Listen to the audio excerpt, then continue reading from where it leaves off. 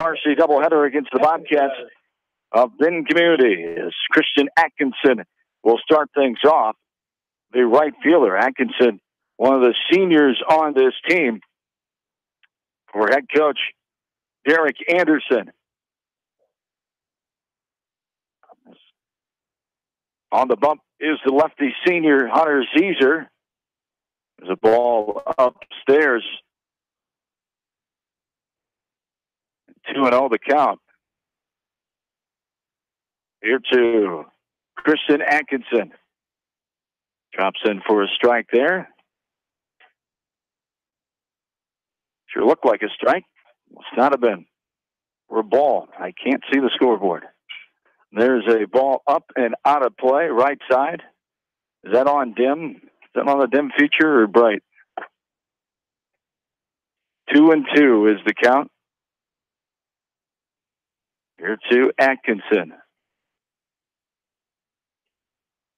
Upstairs, eye high for a ball.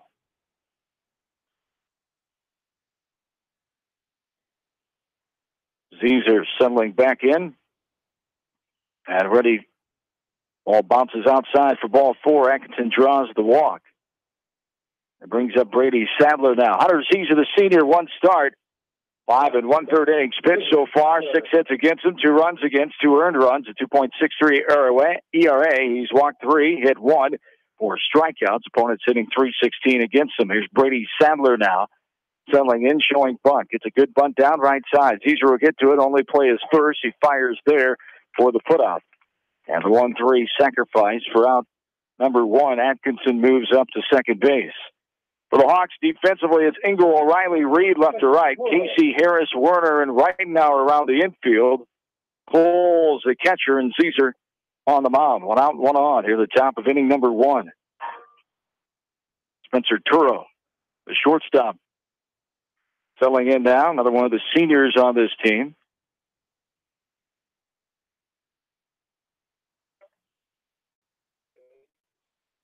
Runner on second. Turo, Sadler getting his lead. There's a strike called. 1-1 the count now.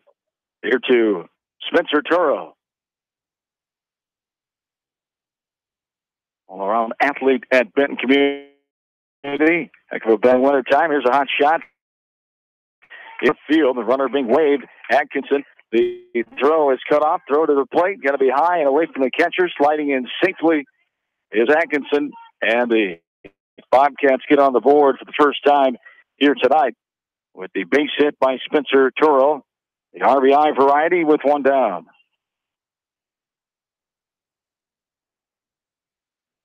How about third baseman? Hey, Timmerman. Timmerman standing in now, the third baseman. As Timmerman, the 4-hitter. There's a strike taken on the outside corner at the knees. One of the leading batters in this lineup, 278 average as a freshman, 18 at bats so far, 3 runs, 5 hits. He struck out 4 times. There's a ball upstairs. Neck high for ball 1. We're even now, 1-1. A walk, a sacrifice, and an RBI single left field so far this top of the first inning. Bobcats lead 1-0. Ball in the dirt there. Counts 2-1.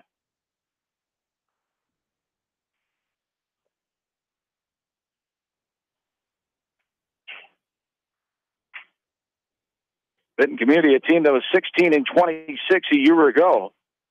Hawks split with them in Van Horn last June 1st of 2017. One game, 7-3. Lost the second one 4-3.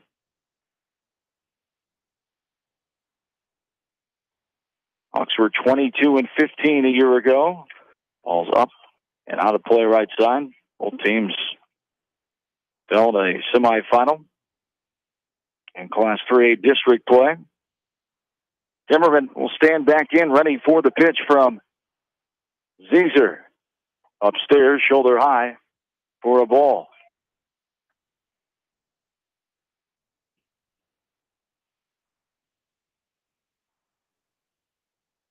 Zeeser looking at the runner Turo getting his lead, and ball 4.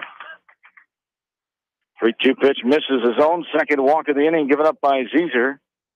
As runners on first and second, Luke Weeble, the pitcher of record for the Bobcats, will stand in now. Weeble, senior, 176 average, 3 hits and 17 at-bats. 1 run scored. He's got 2 doubles and leads the team with 3 RBI. How about the pitcher, Luke Weeble?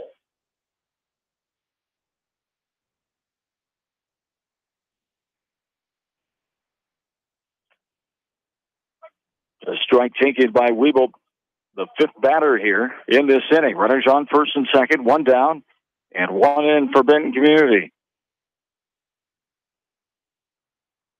Eric Olson, the home plate umpire from Dubuque. Kevin Mosier, a Maquoketa Valley boy, Delhi native, lives in Atkins, is the base umpire here for game 1. The flip-flop, of course, for game 2. 1-1 the count here to Weeble.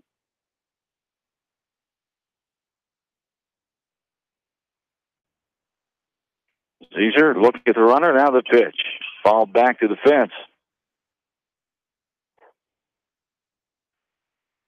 On deck, batter gives it a chase. Now back in and ready, Weeble.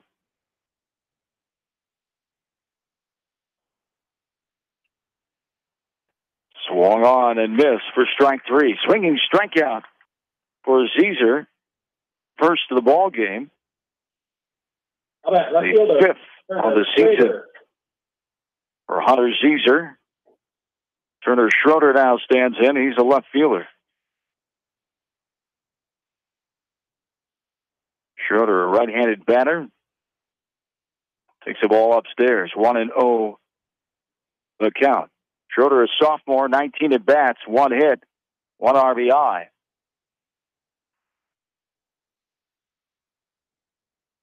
The 1-0 is fouled back to the fence. We're even now, 1-1.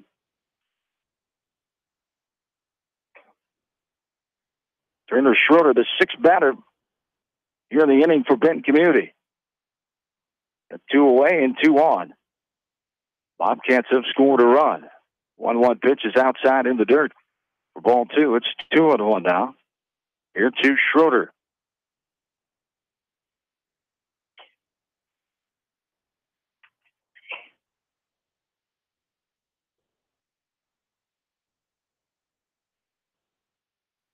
Upstairs now. Shoulder high that time, 3-1 the count.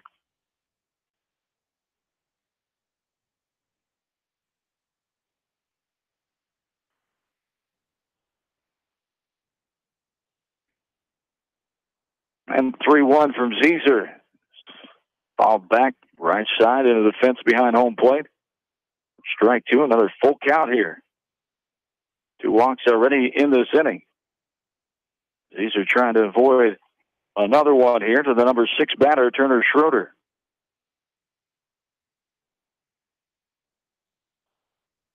Schroeder getting set, now ready. Zezer, the 3-2 pitch on the way. Runners off and going. Fall back to the fence again behind home plate. And we'll do the full count all over again. Mr. Olson has to jog over to the Benton Community on deck circle and get some foul balls. And we're turned into one of the assistant coaches there. Derek Anderson is 8th season, assisted by a slew of coaches for the Bobcats. There is a ball inside off the plate for ball 4, the 3rd walk of the inning. The bases are full of Benton Community runners here with Ian Garber standing in. Garber's the 7th batter. He's a junior, 10 at-bats, 1 run, 3 hits, 1 double, 2 RBIs so far, and batting .300. Pitch up and out there for a ball, 1-0 the count.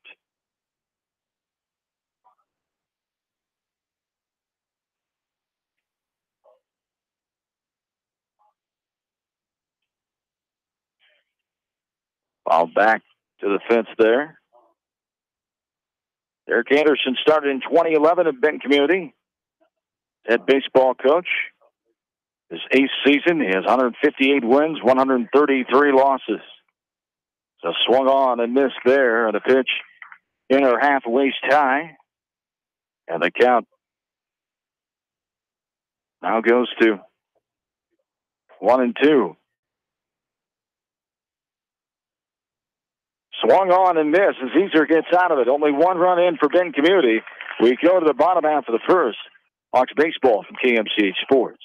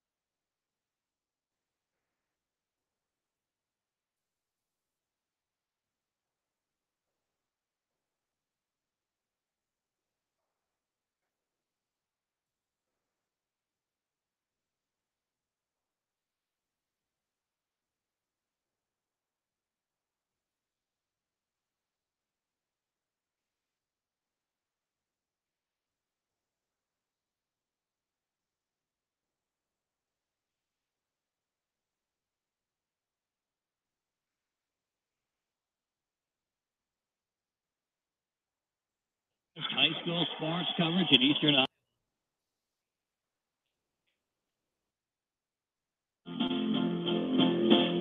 Back in the Exide field, here is a ball that's hit down the third base line. The third baseman comes on and fires the first, pulls his man off the bag, Garbers, and the throwing error there, the E5 and on first base.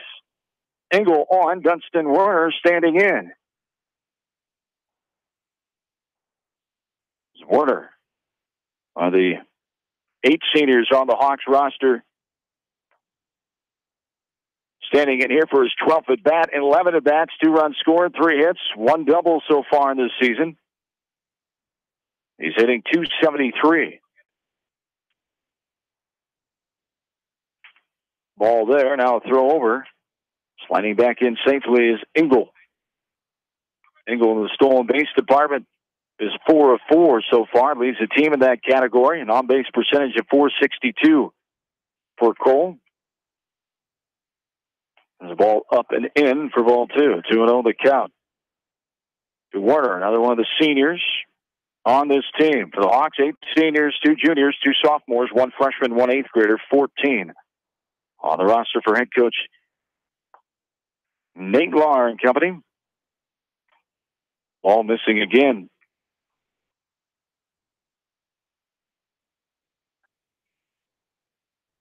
Werner back in and ready. Takes ball 4 outside and low. Werner draws a walk. We've had 4 walks now here in this first inning, total 3 in the top half. Has Benton Community scored 1 run on 1 hit, no errors, and 2 runners left on base. Jared Harris is the third batter standing in. Jared, the senior, 10 at bats, 3 runs, 6 hits, leads the team, 2 doubles, 7 RBI, leads the team in that category as well, batting .600 right now.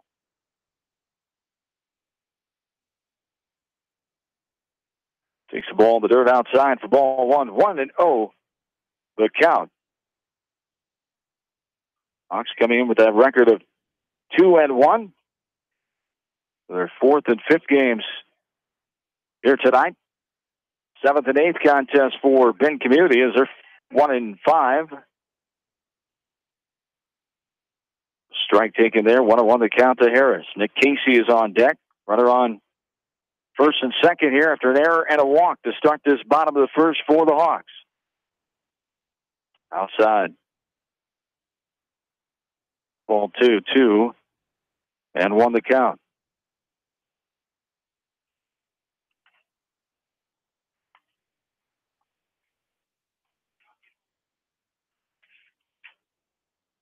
This one is grounded left side, shortstop there. Little flip to second, 6-4, and can't get out of his glove in time. Wouldn't have had to play most likely on Harris anyway. So Harris reaches on the fielder's choice of the shortstop. Warner's forced out at second. With the first out here, Cole Ingles on third. Nick Casey will stand in here. Runners on first and third, 1 away. Casey comes in. The junior, 12 at bats, 1 run, 3 hits, 3 runs batted in, 1 walk, and a .250 batting average. 6 a strike there. Now there's 0-1 to Nick Casey, the junior, quarterback of the football team last fall. This one is ripped in the 5-6 hole into left field. The Hawks will tie this game up. RBI single to left field by Nick Casey. Cole Ingles scores easily. Harris gets the second. Bill Logan, that is a great way to give up one inning. The Hawks able to find the answer here with 1 out and still 2 runners on, threatening here in the bottom of the first. Yeah, did a nice job getting on with that throwing error right off the bat, and then good eye by Warner to draw the walk. Jared Harris with the fielder's choice got the runs of first and third. Now a double steal. And got it successfully. It's a low throw in the dirt. Third baseman kept it in front of him, but could not come up with it cleanly. And sliding behind him safely was Harris at third. A double steal, as Bill said. Second. Runners on second and third. 1 away. Benny Ridenauer standing in now. Ridenauer, 8 at bats, 2 runs, 2 hits, 1 RBI, .250 average.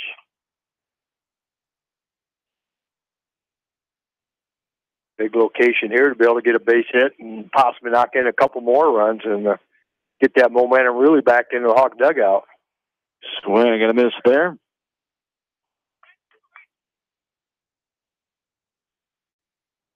Two and one the count here to Ben Ridenauer.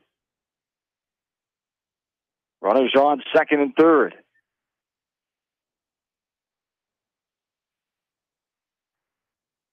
One out. Hawks have scored a run.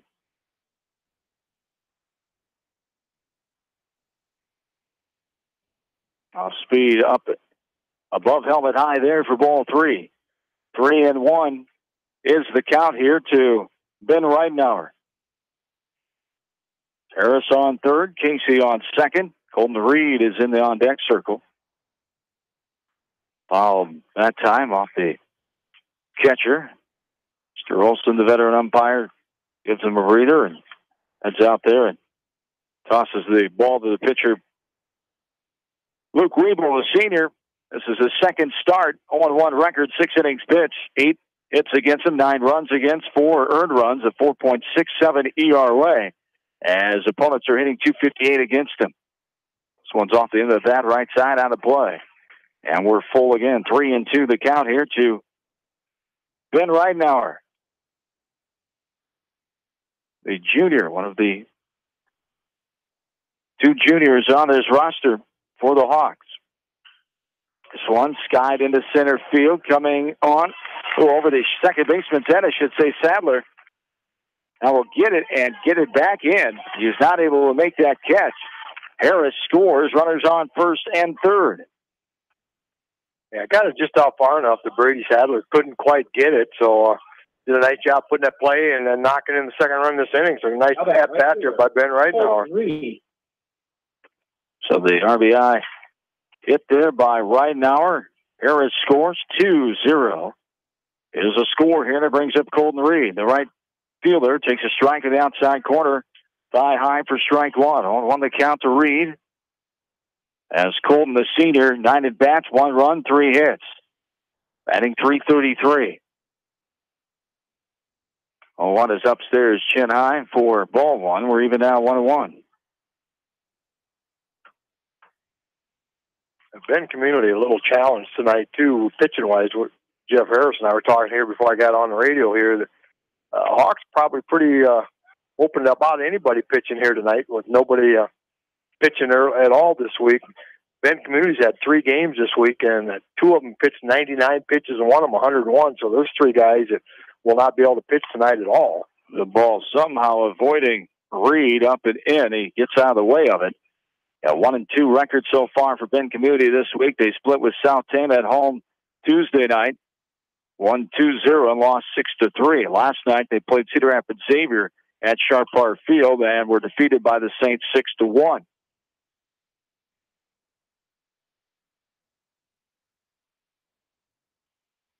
Runners on first and third. Reed back in and ready and follows this one back to the fence.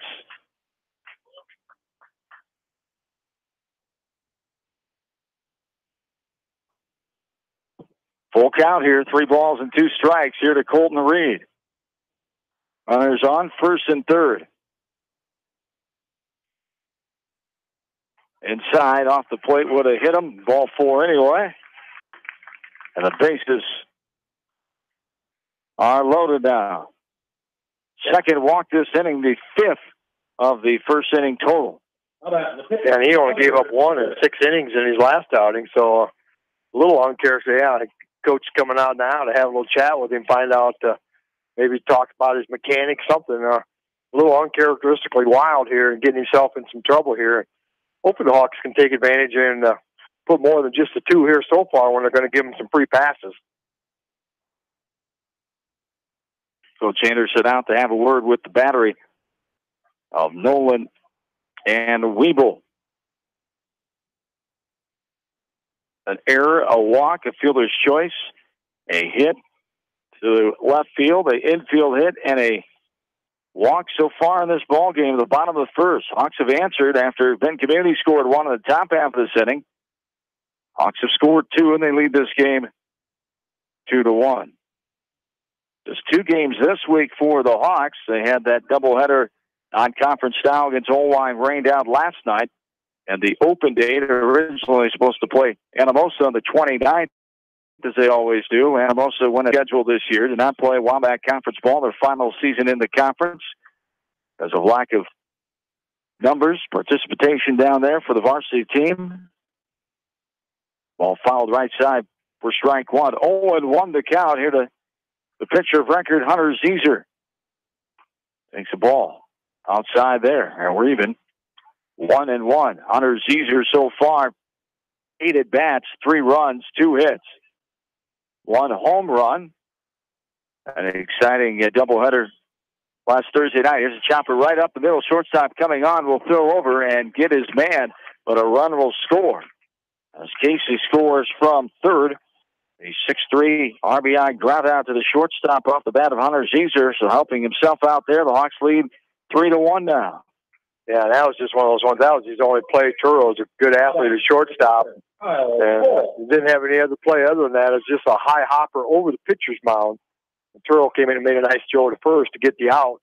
2 outs, still 2 runners in scoring position. Here's a hard grounder up the middle, but Turo gets there behind the bag, throws across, and gets his man. 6-3 ground up. The Hawks get 3 runs. We go to the second, 3-1. West Delaware Hawks baseball from KMCH Sports.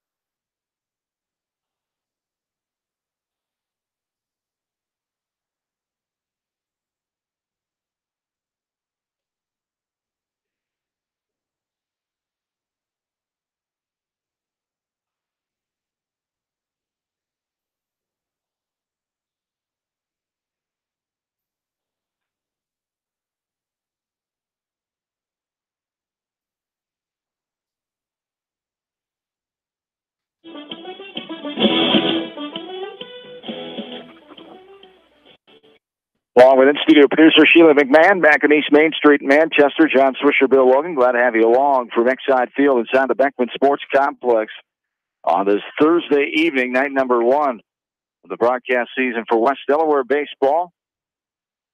It's rained out our first 2 attempts against Waller in Dubuque last Tuesday, and then last night against Olwine. Swinging a miss there. Nolan's down 2 strikes here. Parker Nolan, number 8 batter, 8-9-1. Nolan, Kruger, and Atkinson. And Community scored 1 in the first inning. He rips this one into center field as Parker Nolan, and he gets the second hit of the ball game now for the Bobcats. Yeah, that's just too good an 0-2 pitch right there. Got way too much of the plate, bells high, that type of stuff. Obviously missed whatever spot he was trying to get, and right in there, Nolan took advantage of that bad 0-2 pitch and hit it right back up to center field, leadoff single. I'll bring up the number 9 hitter, Nolan Kruger, the DH. DHing for the center fielder, Noah Moore. A strike taken there to Kruger, the designated hitter, on the outside corner. Throw over, getting back in safely is Nolan. Kruger is a senior, 16 at-bats. 1 run, 1 hit, 1 RBI. He's a .063 average on the year. Up and out there for ball 1. 1-0 the count to Nolan Kruger, the designated hitter. In the top of the second inning here, Hawks scored 3 in their bottom half of the first. They lead 3-1. 3 runs, 2 hits, 1 error, and 2 runners left on. There's ball in the dirt. It's out in front of the catcher, Cole, and the runner advancing on to second base. And Kyle Cole, just an 8th grader, does a nice job behind there, but he's learning these pitchers. A lot of these kids he's never caught before, maybe a little bit in practice, type of stuff. So it's new for him too. But Kyle doing a nice job back there as an 8th grader. One of the most important jobs. He's sitting there looking at pitches, trying to figure out which one he's supposed to throw. So a lot on his plate for an 8th grader. This one is grounded left side. Coming up is Harris. He'll throw over. High throw. Pulls off the first baseman right now. A great adjustment in the air with the runner coming at him. He's able to tag him out. So on the tag, the 6'3" ground out there. Route number 1 as Nolan moves to third base, brings up the top of the order, and Christian Atkinson now. Yeah, Atkinson walked his first time up and came around and scored the only run of the game so far for the Bobcats. This ball is flying in the air right side. Right fielder coming on, and now he loses it. Second baseman was going out. Right fielder Reed thought he had a beat on it and lost it the last moment in the sun and not able to get to it in time. And the second run of the game comes around. Parker Nolan scores. Atkinson is on with the hit. Yeah, it shouldn't have been one. I think that was more miscommunication than it was anything. I think either one of them probably could have gotten it. I think either one of them thought, you're going to get it. It looked like he had a beat. He was going for it, and then all of a second I thought it looked like he lost in the sun, not the communication part, but we don't know that for sure. Just the way he let up, it didn't look like he was letting up because of the second baseman there. It looked like he let up because he couldn't find it after he called it. And there's a ball in the dirt outside. 1-0 the count. Runner on first. 3-2. Hawks lead by a run. Brady Sadler standing in. He had a one-out sacrifice his first time in inning 1. Stands in here. Swings and misses there for a strike.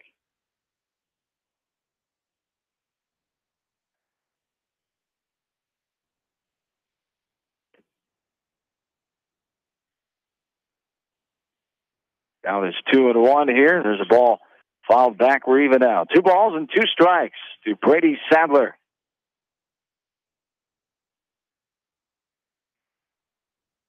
Sadler had the sacrifice bunt his last time up, getting Christian Anderson or Atkinson over in scoring position, and they did come around and score. That pitch is high and away. Full count. Sadler, a sophomore. A very short sophomore. He's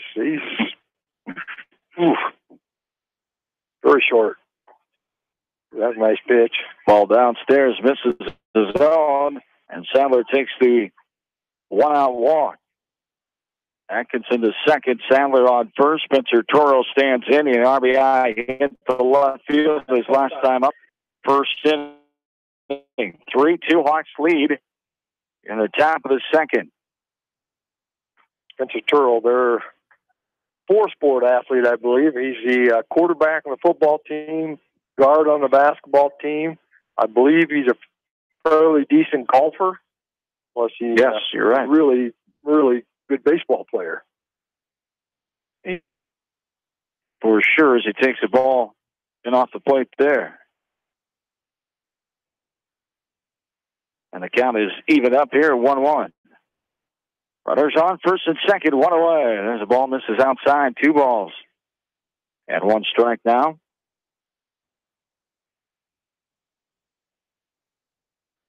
The pitch is mounting up fast here for Hunter Zeeser. At 31 the first inning, and he's more than halfway to that again this inning, but still just 1 out, so going to have to find that strike zone. Ball outside there.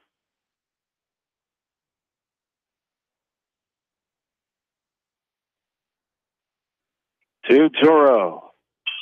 Sends this one deep in the air. Center fielder Riley going back. And to his right, he'll make the catch, the FA.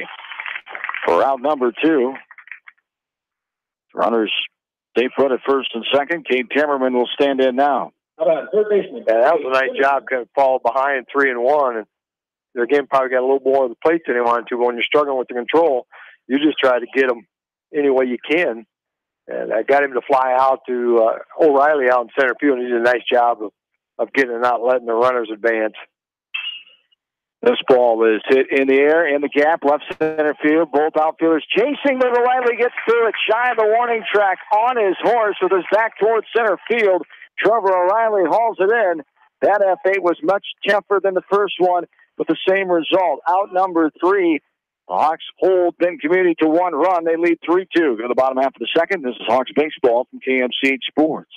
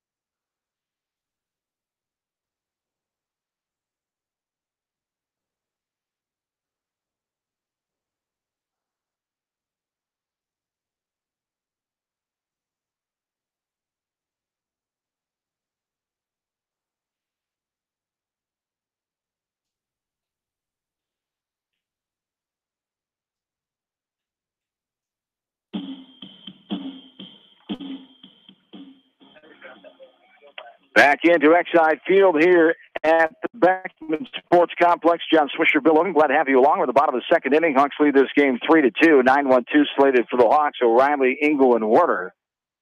O'Reilly stands in and takes 2 balls, 2-0 the count here to Trevor. Tremendous catch, denying Timmerman a hit. The warning run left side can be picked up just left of the third base foul line. Foul ball. 2-1 the count here to Trevor O'Reilly. Trevor comes in, 7 at bats, 3 runs, 2 hits. He's got 1 double in the season. He's walked twice, hitting .286. And how many times does that happen? You make a good play to end the inning and you come out and lead off the next inning. That was as good a catch as you're probably going to see all year long. I didn't think there was any way he was going to track that thing down left center field. He did a tremendous job of getting that. Made it look kind of routine. Ball rolling outside there to Trevor O'Reilly.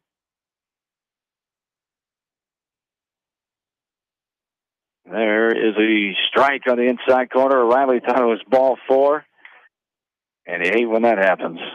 3 balls and 2 strikes. If you said thank you out loud, would that be okay? 3-2 off the end of the bat into right field. The right fielder going back, battling the sun, puts his glove up and makes the catch. Atkinson, the F9, for out number 1 off the bat of O'Reilly, and brings up the top of the order in Cole Engel now. They did a nice job, and that sun may be a little tougher out there than we think. Maybe that last inning contributed to 1 hit for Benton. And that one, he looked like he kind of had it all the way, and then had to kind of reach a little higher, like maybe it was come a little farther than he thought it was. So sun could be a little tough here. Ball's fouled back to the fence. Cole Engel reached on an error and scored in that 3-run first inning. Stands in here with 1 out, nobody on in the bottom of the second. Hawks lead this game 3-2. Sky behind home plate. Catcher giving a chase, and it will go out of play. It's outside the fence. Bounds around the first bleachers, the first base side. About that much room between the fence and the netting, and he put that ball right between there. Just enough. The Hawks lead this series overall in 18 meetings, 12-6, dating back to 2009. Hawks have only lost 1 game here at Exide Field. They lead the series here 7-1. In Van Horn, it's 5-5. In 1-run games, the Hawks lead 3-1, and only 1 shutout in the series in 18 times. Hawks have that lone shutout victory. Pitch off the plate there for a ball. Engel settles back in. And ready. There's a strike 3 on the inside corner. Thigh high got him. The backwards K there for out number 2. The first strikeout of the game for the Hawks offense. Taken by Engel, brings up Dunston Warner now. Yeah, he's been calling that pitch on that inside corner. You know, and Weeble's been going right inside there. I mean, he's been trying. He's come close to hitting a couple batters because he's really trying to, control that inside part of the plate. There's a strike call. And her half again to Dunston Warner. He walked and was forced out in the first. Takes 1 outside there. And low, evens the count, 1 ball and 1 strike.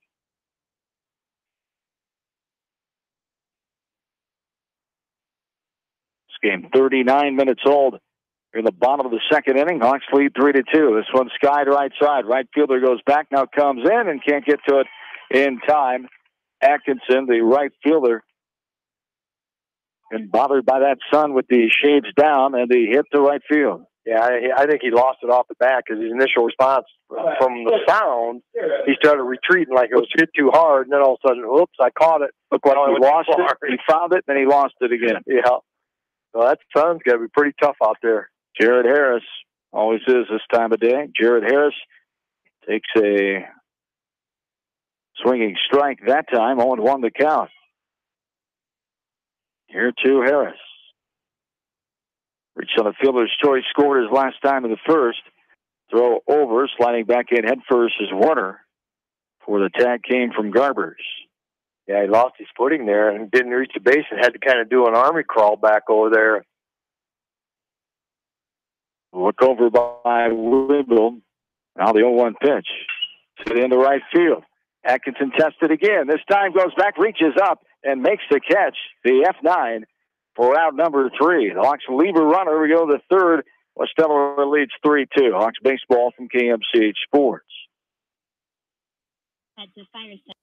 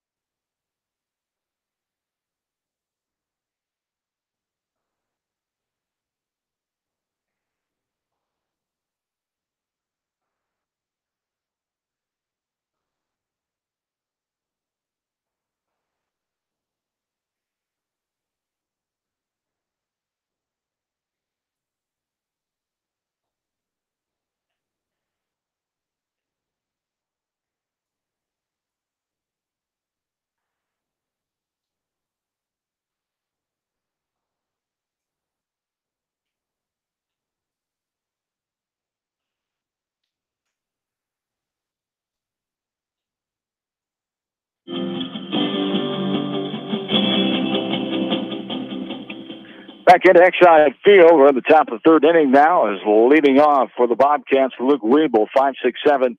Weeble, Schroeder, and Garber slated. A strike taken there. Now the count is 1-2 strikes. Here to Weeble. Struck out swinging his last time in the first inning. This one hit in the air. Deeper part of center field. Riley easily able to get to that one. Shifting back, shy of the warning track and hauls it in. The F8 for out number 1. Brings up Turner Schroeder now, who walked and was stranded his last time in the first inning. Yeah, it's the first time in this third inning, man. The first 2 innings, their leadoff runner got on both times, so much better job by Hunter to get that first batter out. There's a called strike on the outside corner, but it just seems like your inning goes so much better on the mound if you can get that first guy retired. Get to that second guy without anybody on base and not a lot of pitches adding up, because he's adding up a lot of pitches quickly here. Foul ball there for the second strike to Schroeder. And Garbers is the man on deck. 1 out here in the top of the third. And Community struck first on the scoreboard in this game. There's a little looper into right center field. That'll get down. The right fielder, Reed, will get to it. Big Schroeder, but he'll stay put at first. A 1-out single to right field. Yeah, that was just a nice hit out there. Put the right fielder and center fielder out pretty good. Colton Reed went over and cut it off and got it back in as Turner Schroeder took a big turnaround first base, thinking maybe he could stretch that into a double.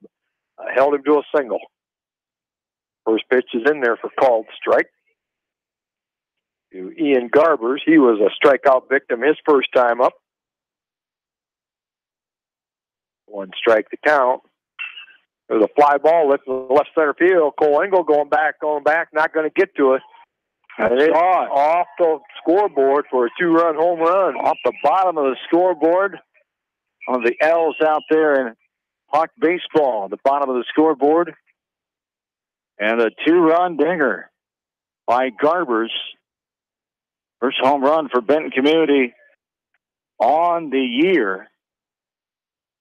Ian Garbers gets the 2-run shot here. Garbers, the junior, checking his varsity numbers from last year. And does not seem to have any. So his first career home run there by Ian Garbers.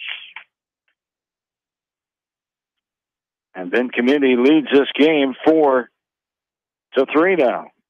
First pitch to Parker Nolan, outside ball one. There, he wasn't ready, and Hunter Zeser was already into his windup, about half ready to throw. When he stopped his motion, so no pitch is called because time was called. Parker Nolan fouls this one back to the fence behind home plate. 1 out and 2 in this top of the third inning. Benton Community leads now 4-3. Final day of school today. Kids got out early here at West Delaware. Benton Community was out last Friday. And the count now is 1-2. Here to Parker Nolan. Ball downstairs and outside. We're even now.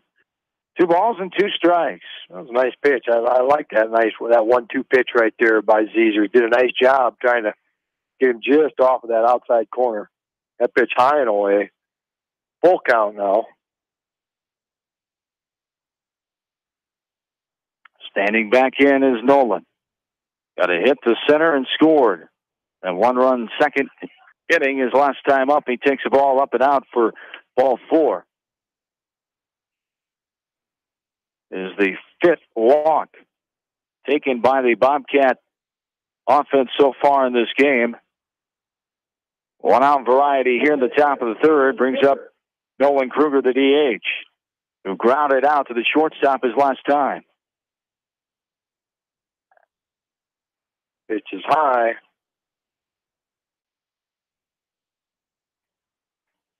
Want to know the count to Kruger, the designated hitter.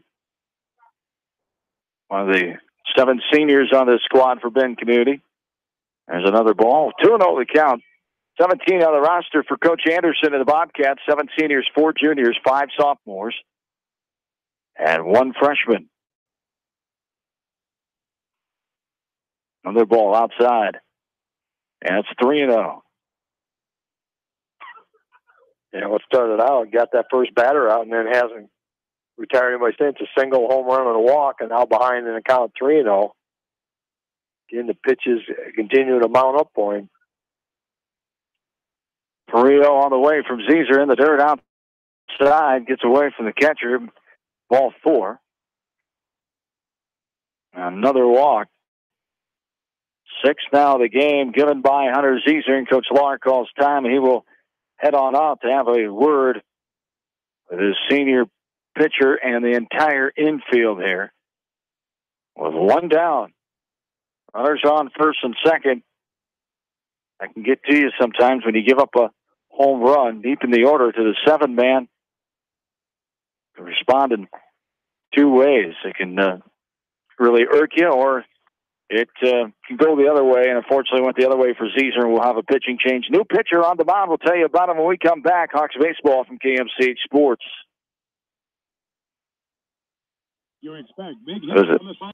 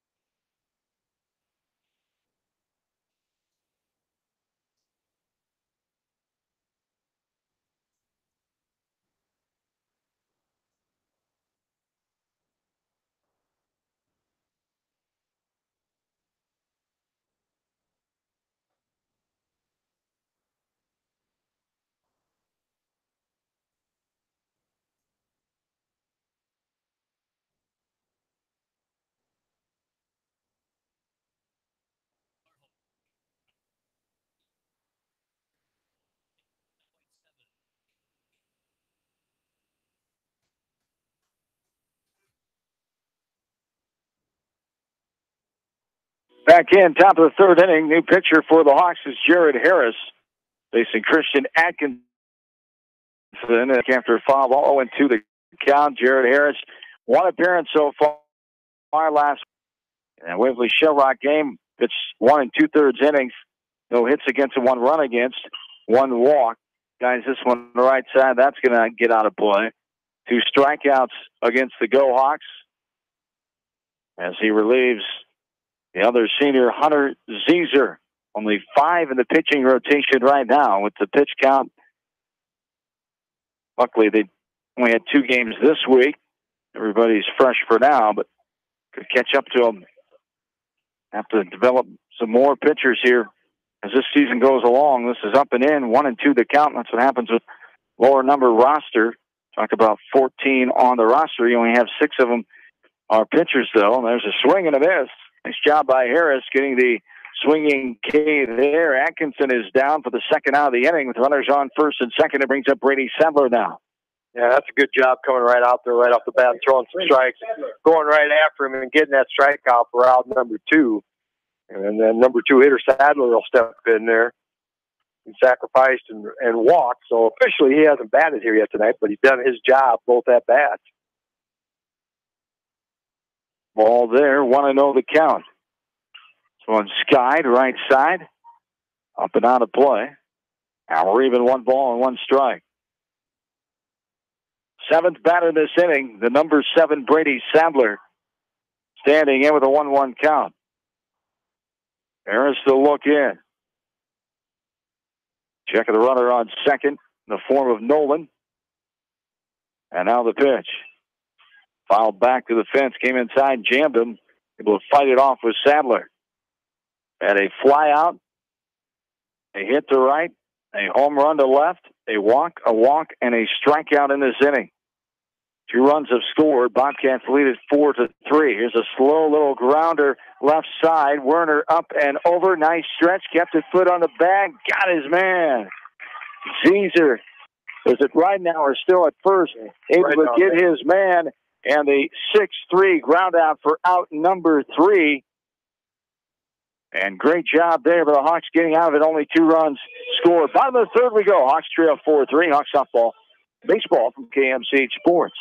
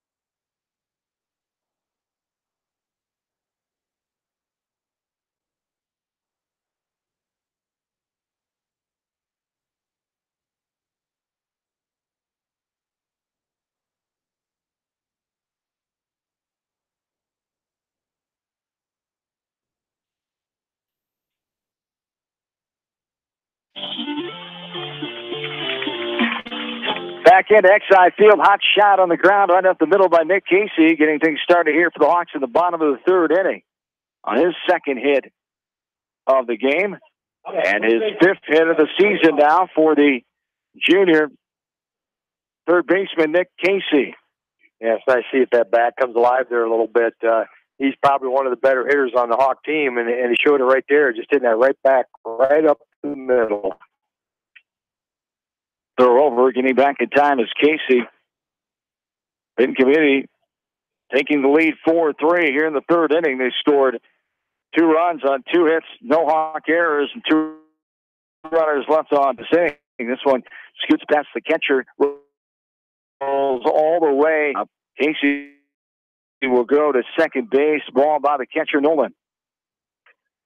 Then right now we're standing in, infield hit, RBI variety, back in that 3-run first inning for the Hawks. Casey, the runner out at second, nobody down. Here in the bottom of inning number 3 in game 1. Ball's up and out of play right side, 1-1 the count. This game is 56 minutes old here. First of 2 games on the week for the Hawks. They were rained out last week. Last night, I should say. They'll have 6 games scheduled for next week. Doubleheaders against Solon at home, at South Tana, at home against Ben Schellsburg. Bouncer left side. The third baseman gets it, but a low throw. A little collision there with Ridenauer, the first baseman. Ridenauer is able to run, get to second. Casey took a wide turn. Garbers had it and was running back in. Casey put on the brakes and headed back to third, so runners on second and third. Second error of the game there by Benton Community. Yeah, Timmerman, I think, got kind of caught there. He got that in-between hop, did a nice job of doing that, and then he looked Casey back, did a nice job of looking Casey back, but then I think maybe he looked like he looked out the corner of his eye because Casey had a really good jump down there because he was wanting to get to the third after the throw. And I just got a feeling maybe he caught Casey out of the corner of his eye and decided maybe he had to maybe get a little something extra on that throw and airmailed a shot over there and got by the first baseman for a 2-base error. The Hawks got runners second, third, nobody out. Colton Reed steps in. Trying to the outside corner at the knees to Colton Reed, who walked. Was stranded his last time in the first. Runners on second, third, nobody down. Hawks trying to tie it up and then some here. They trail this game 4-3. Big swing and a miss there for strike 2. 0-2 the count. And right now, Benton infield staying back a little bit, going to concede that run here early in the third inning. So Reed's job right now is just try to put that ball in play. If he can put it at shortstop or second baseman, Casey will easily score at third. So see if he can get that ball in play or fly ball to the outfield. Ball misses after a foul ball. 1-2 the count here to Colton Reed. 3 hits coming in tonight, 9 at bats, 333 hitter. There's strike 3. He knew it on that outside corner at the knees. Kind of started to swing, held up, was hoping, but looked too good from here with 2 strikes. And the backwards K for the second strikeout. The Hawks offense, both the looking variety. For 1 down, Hunter Zeeser stands in. Luke Farmer came in for Zeeser. Yeah. Farmer coming in for Zeeser in the 7th spot as he was playing second base. Hunter was the starting pitcher as Farmer, one of the sophomores on this team, one of the 2 sophomores. Ball downstairs. Count is even now at 1-1.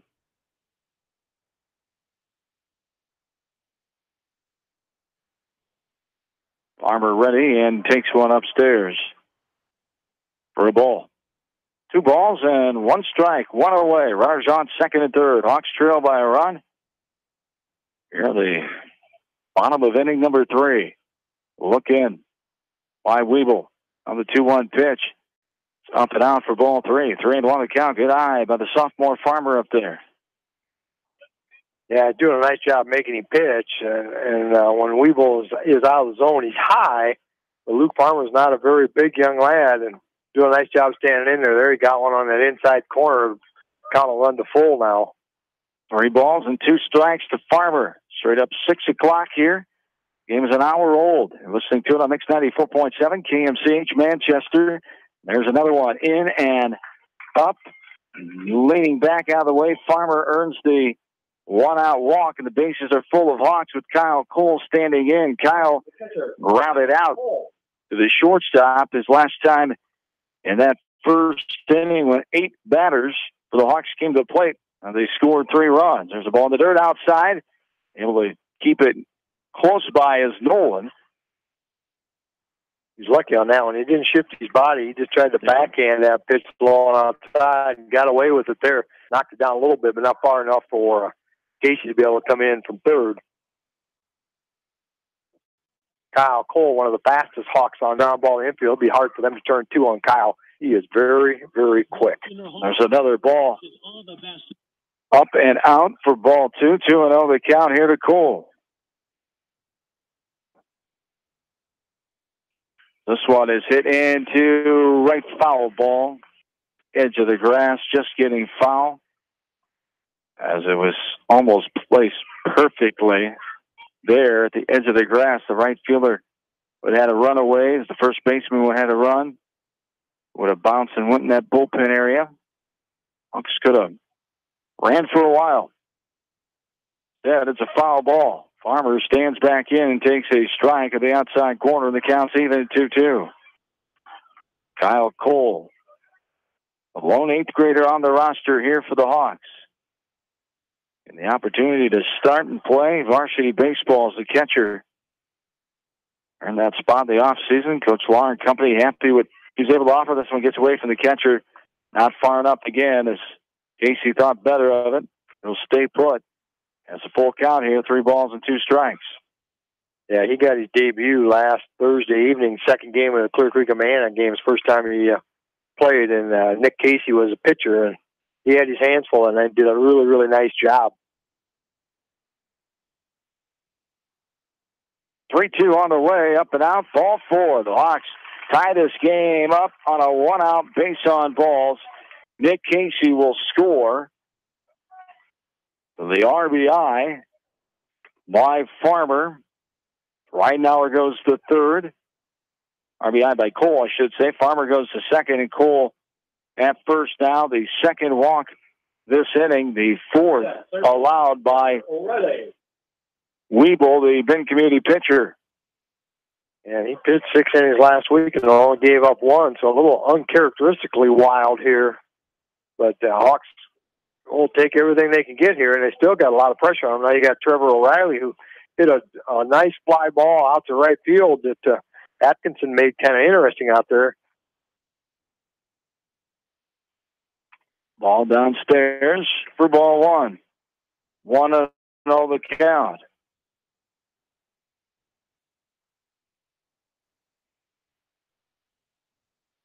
Up and in, above helmet high there for ball 2. 2-0 the count to O'Reilly.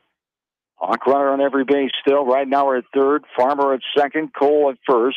Hawks have scored 1 run on 1 hit and an error so far with help of a couple walks as well. This one is hit in left field. That'll get down in front of left fielder Schroeder. 1 run is in. A wide turn, but holding up at third is Farmer.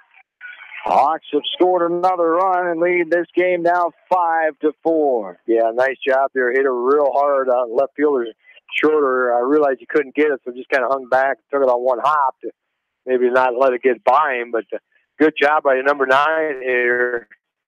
And now Coach Anderson's going to come out. I figured maybe if they didn't get the number 9 batter out there, maybe Weeble was not long for the game because his pitch count was getting awful. Trevor O'Reilly, his first RBI of the season, comes in a great time right now. As Reinauer scores, Farmer at third, Cole at second, O'Reilly at first. And just still talking out there is Coach Anderson with his battery of Nolan and Weeble. Bases still loaded here. 2 in and only 1 out. The 7th batter this inning will be Cole Engel, the leadoff man. Coach Anderson retreats to the dugout, and Weeble stays on the mound. Engel struck out looking his last time in the second. Reached on an error and scored the first run of the game for the Hawks. Here at Exide Field for the first time this year, back in the first inning. While we're doing games, I should say that is. Engel flies this one to right field. Atkinson is there. Will haul it in. Throws it back into the cutoff man. But scoring is Luke Farmer as he tags from third. So the RBI sac fly off the bat of Cole Engel goes for out number 2 there on the F9. And Dunstan Werner stands in now. Farmer scores the 3rd run of the inning here for the Hawks. They lead this game 6-4. Yeah, they still got some more runs out there, hopefully, to be able to catch a number 2 hitter up, walked and singled. Ball low and outside. The catcher, Nolan, coming up with it, faking towards third as fielder's indifference, no throw, as runner O'Reilly will get the second uncontested. Werner got a hit to right his last time up. Walked his first time back in the first inning. It was forced out.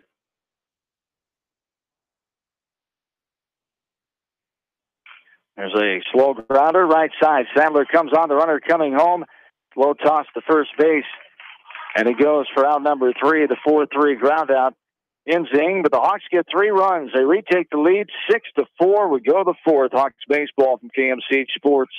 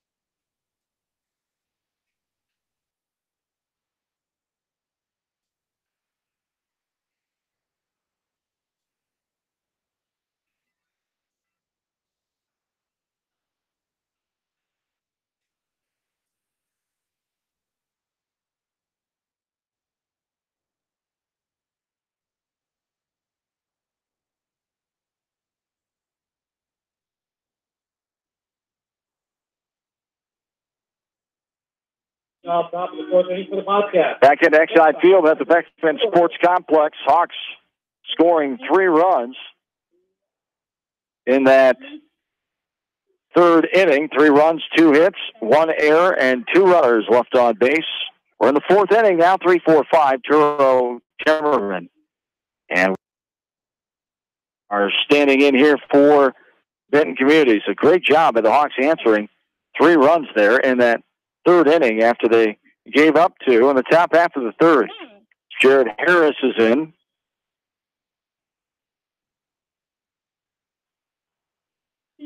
Harris came in the 3rd inning.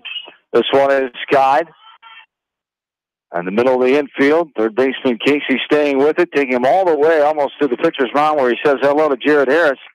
Ends up with his momentum on the top of the rubber. And he makes the catch to pop out the 3rd baseman for out number 1. Kate Timmerman will stand in now. As Timmerman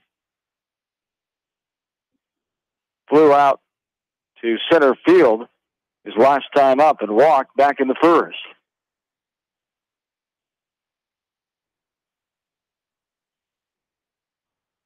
Timmerman, the 3rd baseman. The Bobcats, just this one up, right side out of play.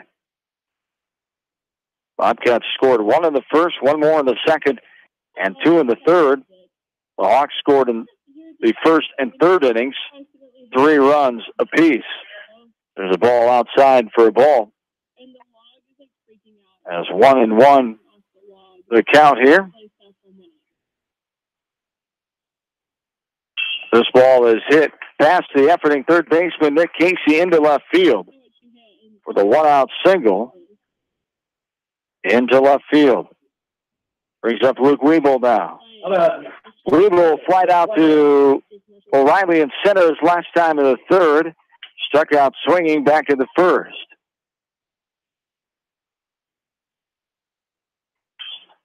Ball is hit in the air right side. Be in fair territory. Weidenauer battling, turning, twisting around, able to make the catch with his back towards the infield.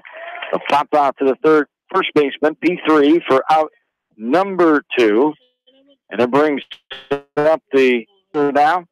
Turner Schroeder got a hit and scored his last time in the third.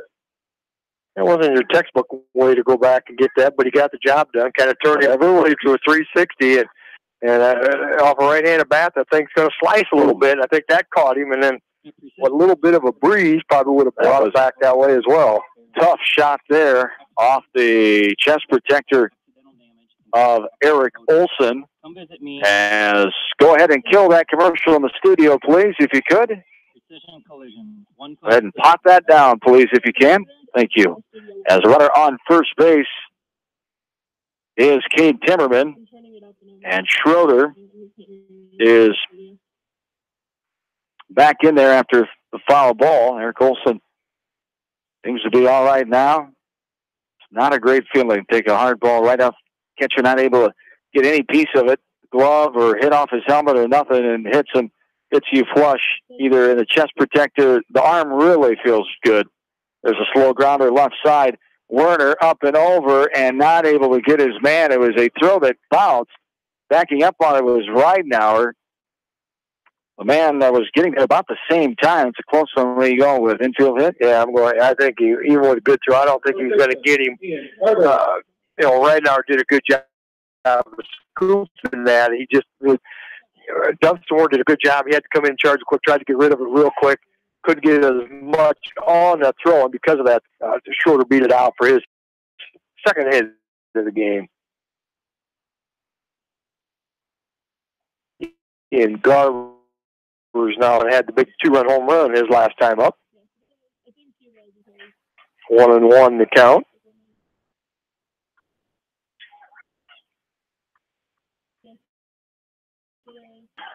The inside corner, above the knees.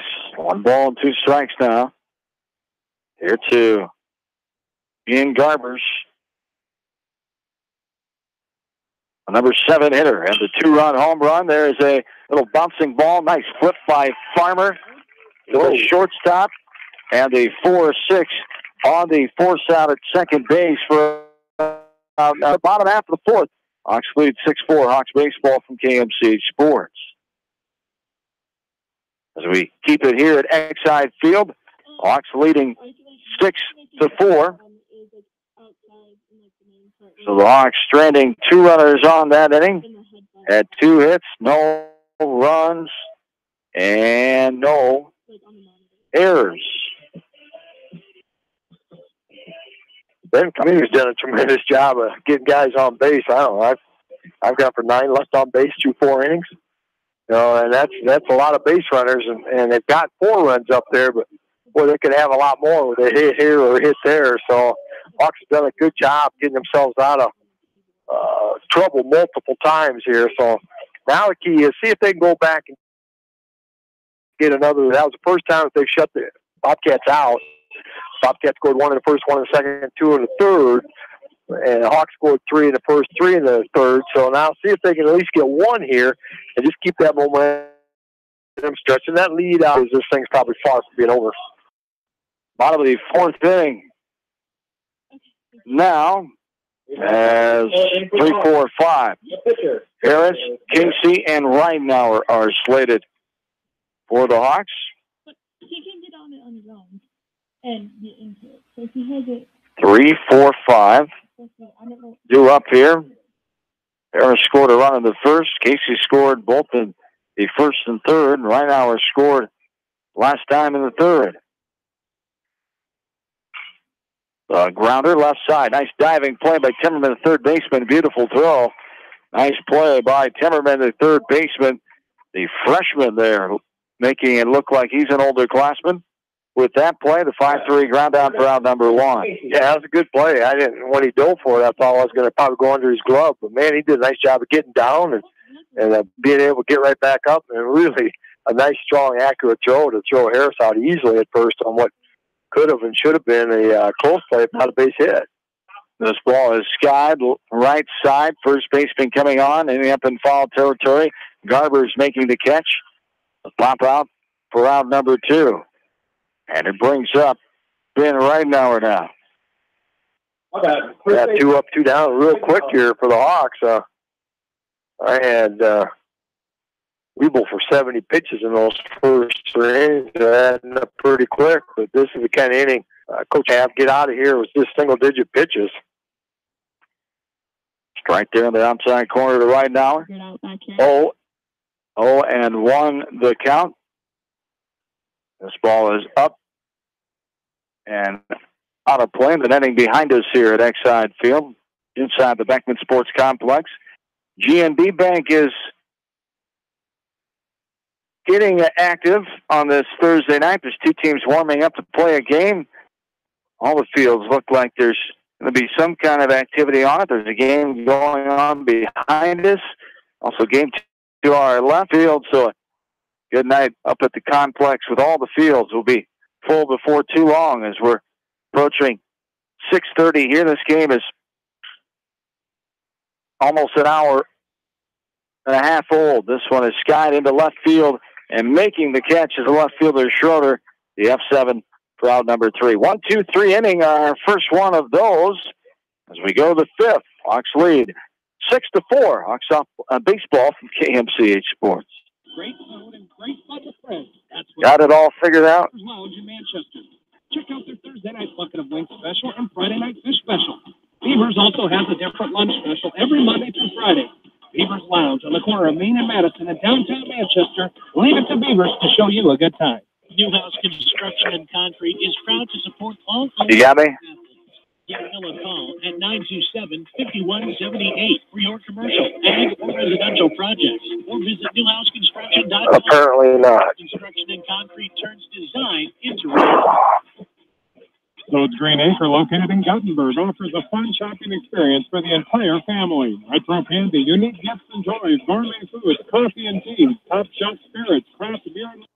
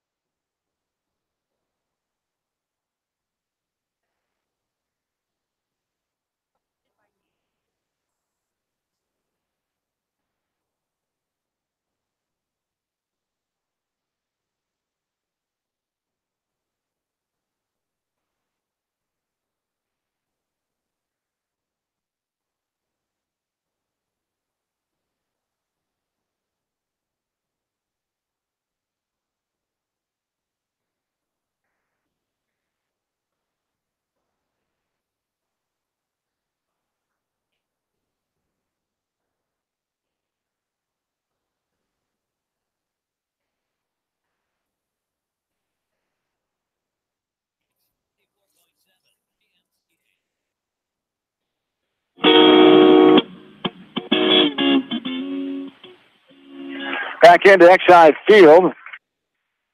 As starting this off, Parker Nolan with a ground out to the pitcher. 1-3 variety for out number 1. Nolan Kruger now stands in with the top of the 5th. 6-4 Hawks lead this game. They scored 3 in the first, 3 more in the third. Benton Community 1 in the first, 1 in the second, and 2 in the third. Benton Community has 4 runs, 7 hits. They've stranded 8 runners on base. The Hawks, 6 runs, 5 hits, 5 runners left on, and 2 Benton Community errors in this game. So 9 runners left on base, I believe, for Benton Community it is. And there's a nice play by Werner, the 6-3 ground out for out number 2, and it brings up the top of the order now, and Christian Atkinson.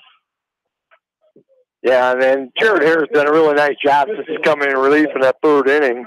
And been able to throw some strikes and got his defense playing. And he's really kept his pitch count down low here. And he's got the Bobcats swinging at some pitches and doing a nice job moving that ball in and out, up and down.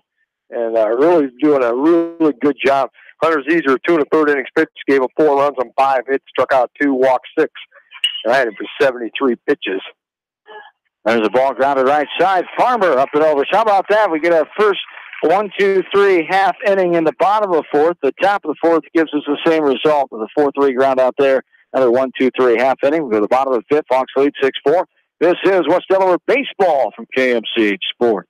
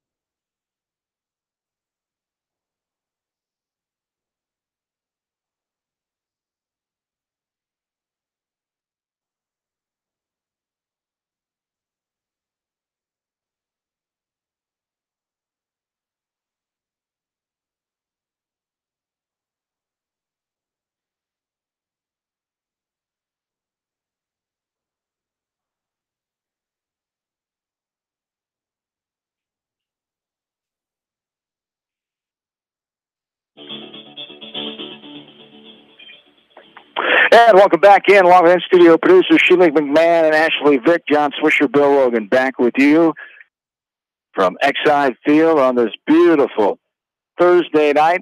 Game time temperature 87 degrees, feel like of 90. Humidity sitting at 47%. Light winds on the northwest at 4 miles per hour. Mostly sunny conditions on this final day of May 2018. The Hawks lead this game 6-4. We're in the bottom of the fifth inning now, and a swinging strikeout there by the leadoff man this inning, Colton Reed, as Reed goes down with a strikeout for the second time. The swinging variety, Luke Farmer stands in now. The eighth grader who got his first at bat after coming in the spot of Hunter Zeeser in the third inning, walked and scored in that 3-run third. Takes the ball low outside there, 1-0 the count. Yeah, Luke did a nice job there. He's coming in off the bench there when they made the switch, and the pitcher playing second base. I mean, a nice defensively there to end that last inning. Got a walk his first time up, but heading the count here 2-0. So he's doing a nice job going in. Farmer ready. There's a strike. Belt high, outer half. Evens up the count 1-1. One down here in the bottom of the fifth. Kyle Cole, the eighth grader, is on deck. He got a walk and was stranded last time. There's a ball up and in for ball 2. 2-1 the count here to Farmer.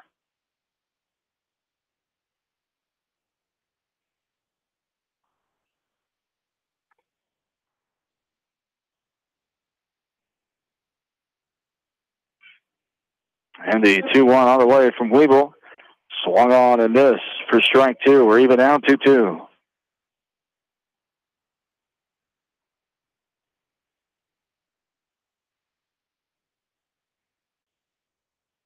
2-2 outside. It was 3-2, I should say. Outside for ball 4. Even better. Farmer takes the 1-out walk. Another walk here. How about the catcher? The fifth walk allowed by Weeble, I believe, in this game, as Kyle Cole stands in. Throw over first by Weeble.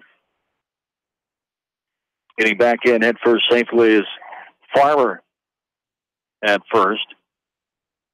Luke Weeble, one of the 7 seniors on this Benton community roster. There's a ball inside off the plate for ball 1. 1-0 the count to Kyle Cole. As I said, he walked and was stranded in that 3-run third inning his last time up. He grounded out to the shortstop Torrell back in the first. Kyle went 1 for 3 his second game last week against Clear Creek Amana for his debut, got his first varsity base hit. Luke Farmer here, this is the first time he's had at-bats. When he played second base last week, they DH'd for him, so it's a nice spot for him to be able to come in and have a good eye there, watch him get himself on base twice with walks. Throw over, getting back in safely again is Farmer at first.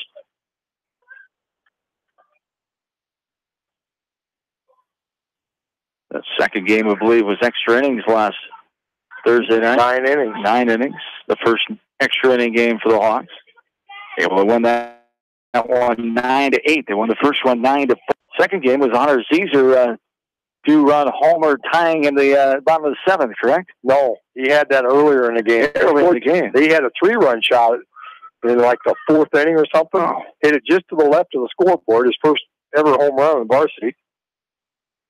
This is a pitch up and out for a ball. Here to Kyle Cole. Yeah, that was a good game last Thursday night, second game. The Hawks, it was kind of a back-and-forth game, trailing by 6. There's a pass ball, and Farmer's going to advance to second. 1 out, runner on second now. Hawks were down 2 in the bottom of 6, scored 1, and then scored 1 in the bottom of 7 to tie it up, and then gave up a couple in the top of the 9th, and then came back and got 3 in the bottom of the 9th. Full count pitch is skied down the line, going to go foul as the triangle of Bobcats there. The right fielder Atkinson, the second baseman Sadler, the first baseman Garbers all collectively involved chasing that ball, but and down the middle of them and foul ball. Perfectly placed there by Cole to stay alive. 1 out and 1 on. This game an hour and 27 minutes old right now. We're at the bottom of the 5th inning. Hawks lead this contest 6-4 in game 1 of this varsity WAMAC Conference doubleheader. There's a hit into right field. That's going to get down and roll almost to the warning track. Atkinson, the right fielder, cuts it off. Will get it in, but not before a 1-out RBI stand-up double by Kyle Cole. And the 8th grader gets his first varsity career RBI and his second hit.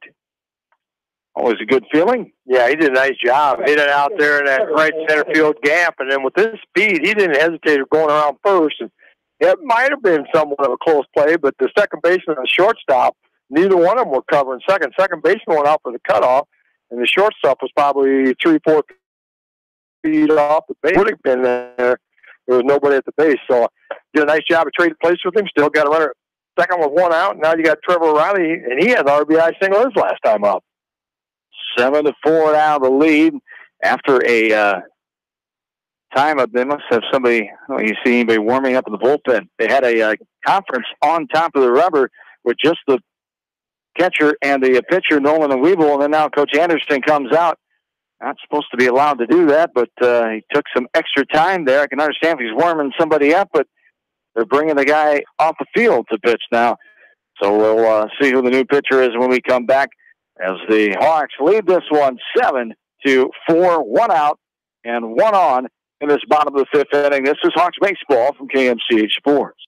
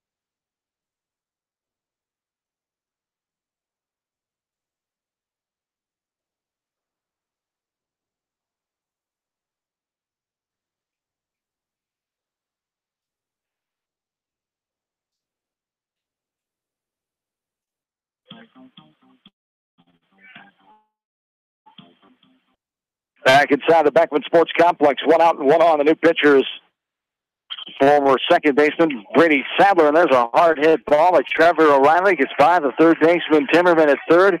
Runners will be safe at first and third as Cole makes his way to third. 1 is scored in this inning. Hawks lead this game 7-4. Hot shot there for the infield hit by Trevor O'Reilly. And he does such a nice job. He's a very good defensive center fielder. Does a nice job in that 9 spot, getting yourself on base so the top of the order can maybe do some productive things. So nice job here so far by the Hawks. Got 1 in, looking to put some more on.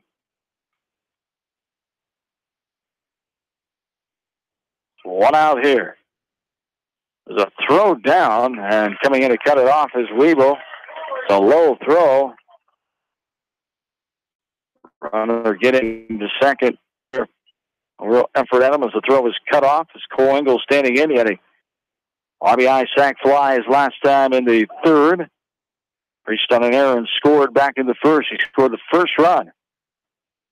The Hawks in the bottom of the first. A strike taken there. And the Bobcat infield all in on the cut of the grass here as they don't want to give up any more runs. Ball outside, too far for a ball.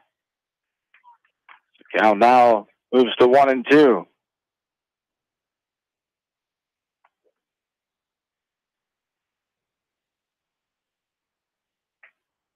Outside, too far again for ball 2. 2-2 the count.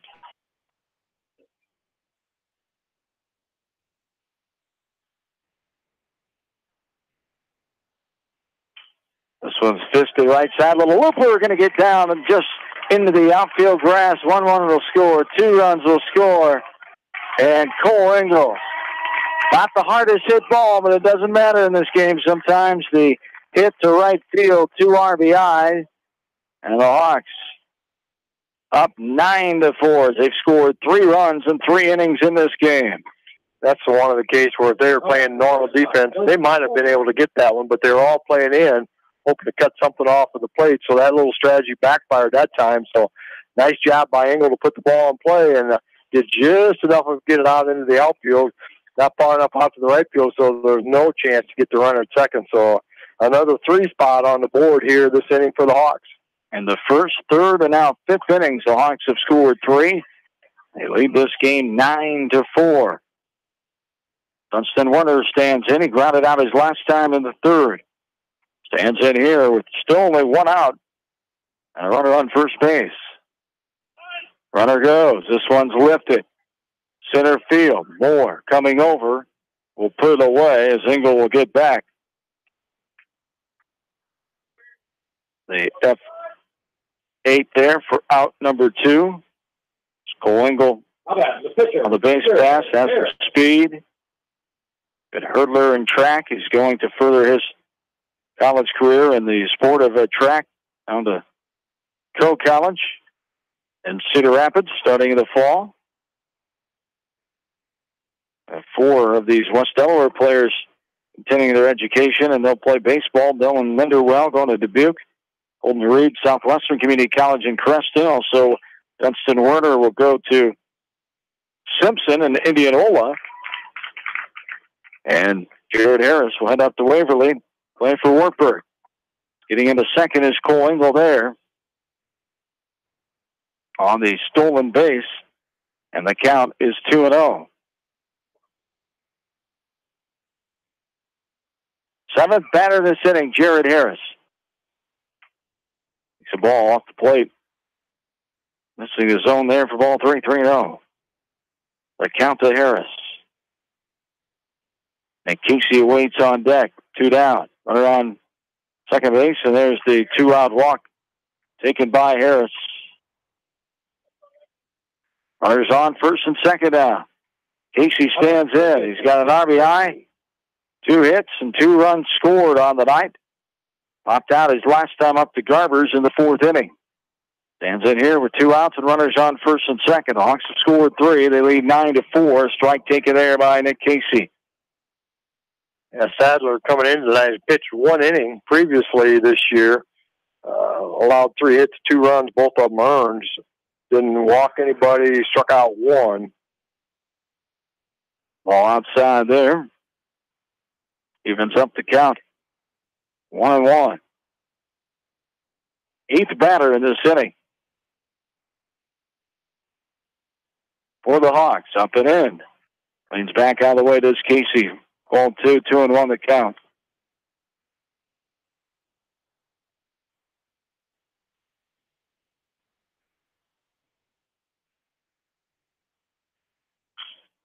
There's a bouncing ball foul. Engel, a great jump there, too. He had third stolen, but Casey jumped on a pitch that was in that strike zone and fouled it down the third baseline. So Engel will have to return back to second. He just stole second and had a really, really nice jump there getting to third. 2-2 to count now on Casey. Check swing, just about pulled that trigger on a pitch low and away. Full count now on Casey. 2 away here in the bottom of the 5th. Casey stands back in and ready. Hard swing and a miss, and the pitch low outside. Chasey came up empty, but the Hawks get 3 more runs. They lead 9-4. To the 6th inning we go. Hawks baseball, KMCH Sports. When it comes to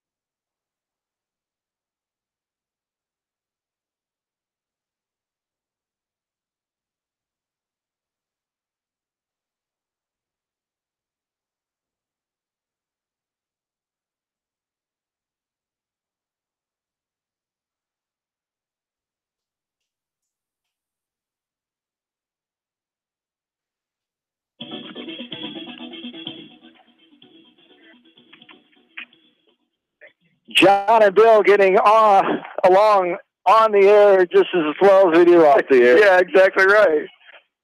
Our 10th season together started last Tuesday night. Seems like just yesterday. Holy smokes, we're old enough to walk together now. Walk together. Yeah, 10 years old. One of us ought to learn how to walk. Just don't hold my hand. Yeah, there's a liner left side leaping up and making the catch. Is the Hawks shortstop, Werner, and the L6 line out to the shortstop for out number 1 brings up Spencer Turo now. How'd the Dodgers do last night, by the way? They won. Oh, darn it. Yeah. And they got Kershaw going tonight, so hopefully that'll be a loss. Do it again. Could be. He's only 1-4 this year. He's having not a good year. Hopefully his arm's a little rusty coming back. Yeah, only on the DL for 30 days. There's a ball scattered into medium depth center field. O'Reilly coming on. He'll make the routine catch. The F8 fly out to the center fielder for out number 2. And a quick 1-2 outs here. And retiring the last 5 batters now is Jared Harris. As Timmerman comes back in, as he got a hit his last time in the 4th inning. And there is a bouncer to the left side, shortstop, high throw, but able to tag him out again. Great play by Ridenauer at first. We saw that earlier in the game, and it happened again there. The 6-3 U for out number 3. And we go to the bottom of the 6th. Hawks with the 9-4 lead. Back after this from KMCH Sports. this is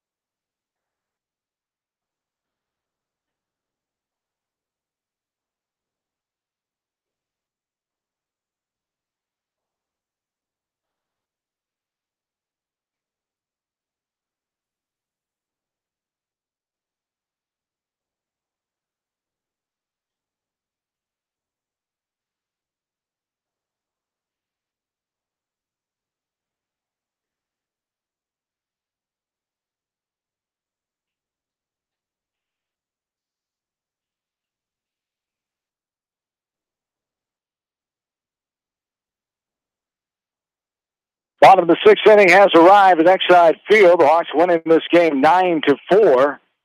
Hawks with a 2-1 record coming in. Benton Community is 1-5. 1-1 the count here to Ben Ridenauer, who flew out the left his last time of the fourth, reached on the air and scored back in the 3-run third. Hawks have scored 3 runs in 3 different innings. This one skied right side. Right fielder going back now, coming in and making the catch on a slow jog. The F9 for out number 1 brings up Colton Reed now, who's 0 for 2. He struck out his last 2 times. He walked back in the first inning. The Hawks, 9 runs, 8 hits, 7 runners left on base. 4 runs for Benton Community, 7 hits, and 9 runners left on base. And the last of the 6th inning, Hawks lead 9-4. Colton Reed takes a strike. Checking the Major League Baseball scoreboard. Both of our teams are in action. The Cubs in New York starting a series with the Mets, tied at 0 in the bottom of the 2nd inning. The Dodgers at home, an early start time in L.A. as they are hosting the Phillies again, wrapping up that series. No score in the bottom of the 1st inning. Cardinals are all over the Pirates already in the bottom of the 1st, 4-0. One side, left side on the infield. Shortstop Turo calls off his third baseman. Timmerman makes the catch. Hop out to the shortstop for out number 2. Brings up Luke Farmer now. Now losing to the Nationals in the 1st inning, 1-0. Yankees in Baltimore were delayed because of the weather in Baltimore. Everything else later on tonight. There were 2 finals today. Oakland beat Tampa Bay 7-3, and the Tigers over the Angels 6-2. Luke Farm walked his last 2 times up and scored in the 3rd and 5th innings.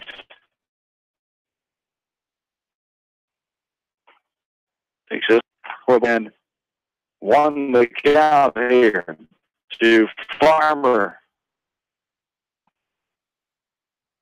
Swings and misses to that one. Good pitch. Came up empty, and we're even. 2-2 now. Here's Farmer, the sophomore 10th grader. Playing a low ball there. Coming up missing for strike 3. 1-2-3 inning. And it takes us to the 7th. The Hawks lead 9-4. What's Delaware baseball? KMC. Field is yours.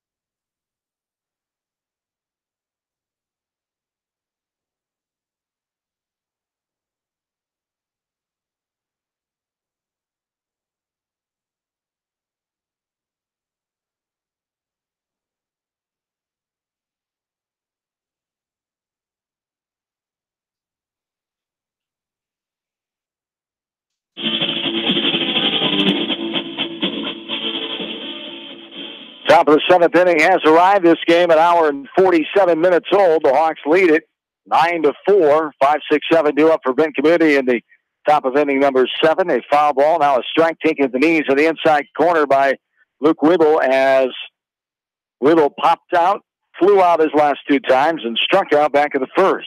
Swing and a miss on the pitch. Low and outside, chasing it, come up empty, low off-speed pitch there. Nice pitch by Harris. And we have 1 down.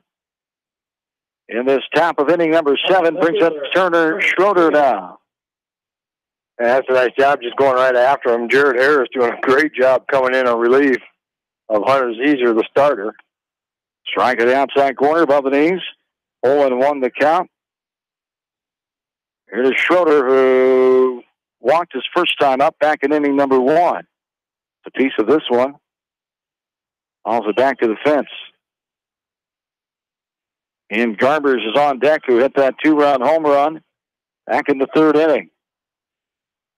Hawks trying to get their 3rd win of the season, also 3rd here at home, as they have not had a road game yet. And their 3rd WAMAC Conference victory as well. They'll get East Division play of the WAMAC going in week 3 of the season next week as they host Solon here at Exide Field.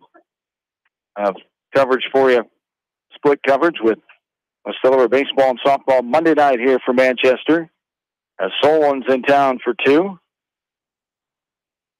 And we won't see the Hawks baseball team until the following Monday. They host Beckman. Ball upstairs there. Here to Turner Schroeder. Pitch from Harris. And further upstairs, helmet high that time. And the count is 2 balls and 2 strikes. And Beckman uncharacteristically struggling a little bit here, being 1-5. They are. Let's go way back in the history books of Beckman baseball.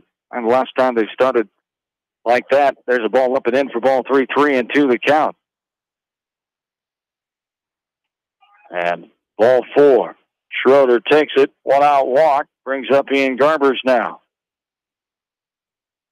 First walk being given up by Harris. That's right. Read my mind. Harris has done a nice job since coming into the 3rd inning. No free passes. Control was a little bit of an issue for Hunter Ziegler earlier in the game. Got him in trouble and got him pulled with 2 walks in that 3rd inning after giving up 2 runs. Strike taken there by Ian Garbers, who hit that home run back in the 3rd. A ball there. We're even now 1-1. 1 out and 1 on. Top of the 7th inning. Hawks need 2 more outs to win their 3rd game of the year.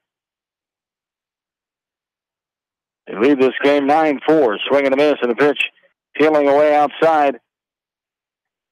Strike 2.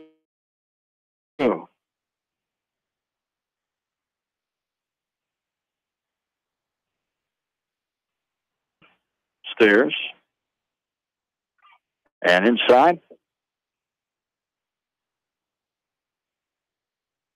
Harris had retired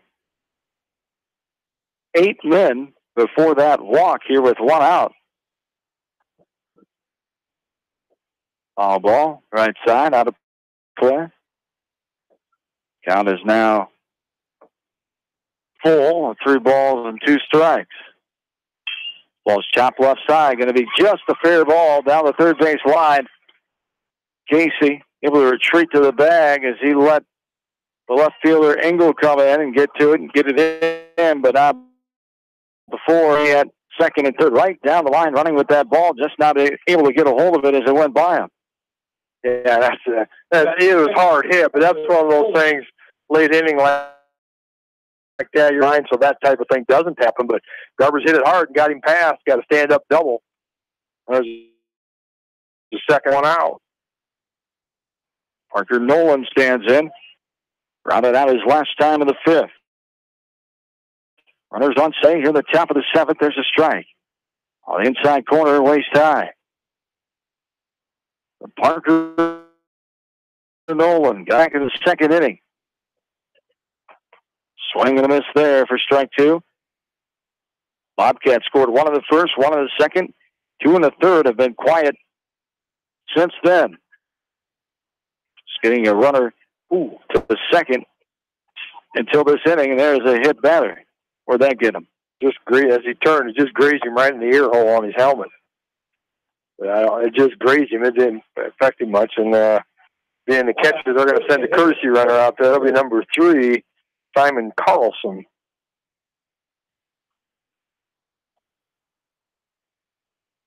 Carlson, a junior for Benton Community. Brings up the 9-batter Nolan Kruger now at the DH. Time is called as Nate Lahr is out, meeting with the entire Hawk infield with the bases loaded. 1 down. in the top of the 7th. Hawks need just 2 more outs to get the win in this one as they lead the ball game 9-4.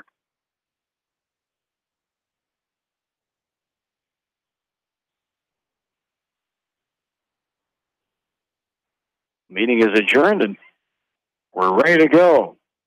Hawks scoring 3 runs in the first, third, and 5th innings. Get the 9-4 win.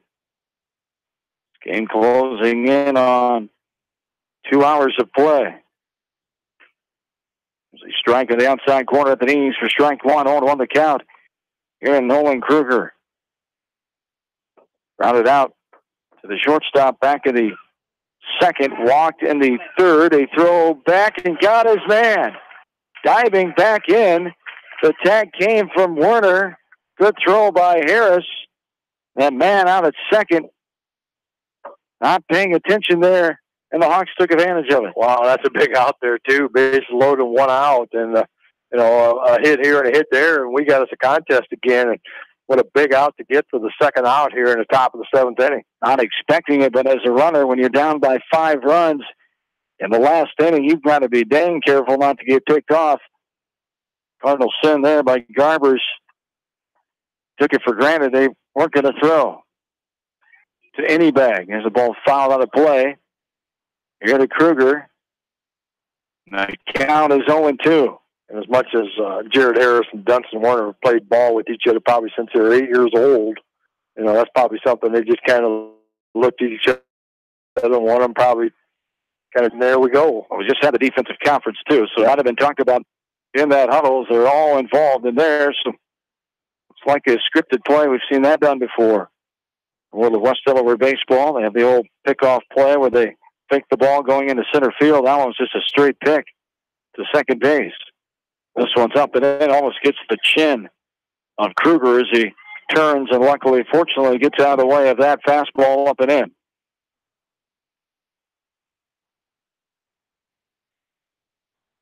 This one's skied left side. On the infield, Werner is there, and he'll put it away, and the Hawks have won this ball game. Pop out to the shortstop for out number 3. 2 left on for Benton Community as this game is over in an hour and 55 minutes. We'll take a short time out, come back, a short post game before we get you on your way for the break between games. We're back after this from KMCH Sport.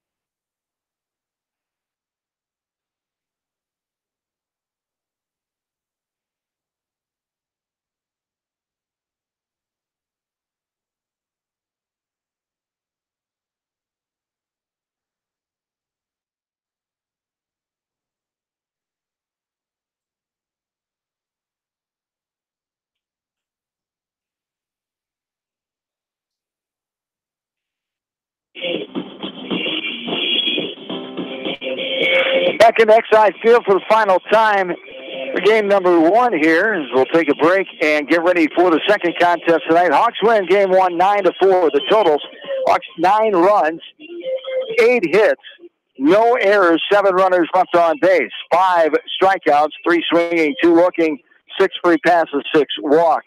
For Benton Community, 4 runs, 8 hits, 2 errors, 11 runners left on base, 4 swinging Ks. There were 8 free passes, 7 walks, and 1 hit batter. And a game that lasted 1 hour and 55 minutes here tonight. The Hawks did what they needed to. Great job of responding when they got down there in that third inning. Come back with 3, and then they're able to add 3 more insurance runs in the 5th. So a quality win here in game number 1 against a pitching staff that has thrown a lot. 3 games already this week. They only have 7 on their pitching staff. The Hawks only have 6 on theirs. So both of these coaches are going to want to go with their pitchers as long as they can and get the offense to help their pitchers here tonight. Yeah, Hawks are going to obviously have more options to choose from here in game 2 than what Benton Community's got. Their top 4 pitchers, anyway, so far this year have all been used up enough pitchers they cannot play here in game 2 as a pitcher. So it'll be interesting to see who Coach Derek Anderson throws out there. Coach Lauer, he's going to be able to throw out there. He's got 2 or 3 guys that he could put out there, but great job there by Jared Harris come in and kind of shut them down after Hunter Zeezer just didn't quite have the control he'd like to have tonight, got in a little bit of trouble. I had Zeezer for 2 1/3 innings, 4 runs, 5 hits, 2 strikeouts, 6 walks on 73 pitches. Jared Harris came in, pitched 4 2/3 of an inning, gave up no runs, 3 hits, struck out 2, walked 1, hit 1 on 67 pitches. So nice job of relief by Jared Harris. Yes, indeed, as the Hawks get the victory 9-4 in game number 1. A break, and we're back for game number 2 here from the Beckman Sports Complex. This is West Delaware Baseball from KMCH Sports. Time to turn it on. You ready? 94.7 KMCH.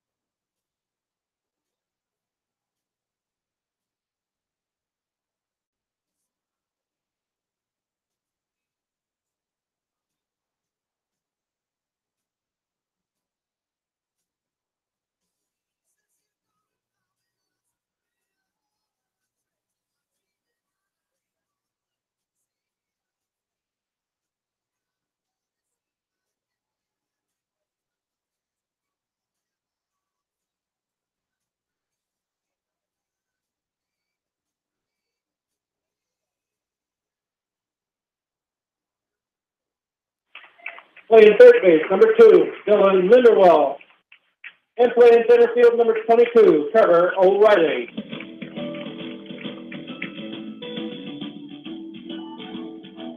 Now, high school baseball on Eastern Iowa's high school sports play-by-play leader, Mix 94.7 KMCH, brought to you by the KMCH Sports Boosters. And welcome back in to Exide Field inside the Beckman Sports Complex. We get you ready for game number 2. The Hawks won game 1 by the final score of 9-4 earlier tonight. And the game lasted 1 hour and 55 minutes. After a 26-minute break, we are ready for game number 2. And underway right now at 7:21. A strike to the first batter, Christian Atkinson, the right fielder, as the Hawks and the Bobcats square off again here. Another strike at the outside corner for strike 2. 0-2 the count. Nick Casey on the mound for the Hawks, the junior. Will be his first start. He has 1 appearance and 1 out record, 4 1/3 innings pitched so far. This is a chopper left side. Slow one coming on the third baseman. Linderwell fires and not in time, as getting to first base is Atkinson before the throw came, which was low.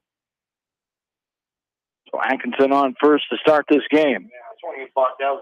That was a tough play for Dylan to come in. He's playing back behind the bag. Had to come in and try to pick it up. And Atkinson did a good job getting down the line. So an infield hit for the Bobcats. Brings up Brady Sadler now, the second baseman.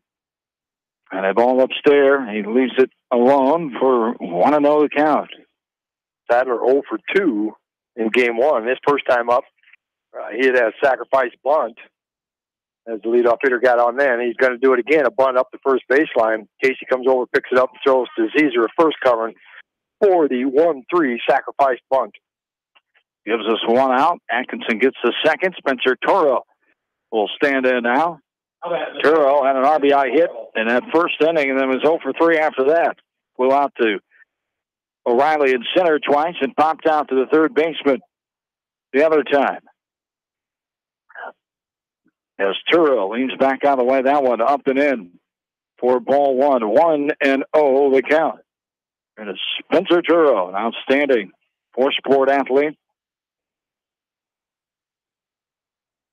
Here for Benton Community. There's a strike on the outside corner.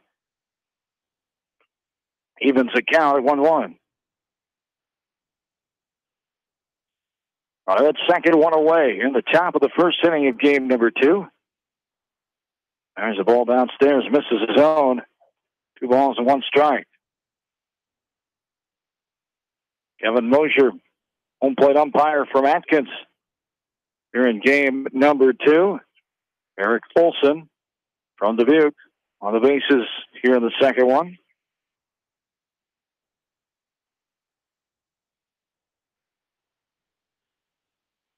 And the count now even at 2-2. 2-2 upstairs and outside. Lost handle of that one to Casey off helmet high. And the count goes full now, 3 balls and 2 strikes. Yeah, trying to throw a breaking ball in that pitch, and it's kind of a 12-6 straight overhand curveball, and just had a bad release point. This ball is up and out of play right side.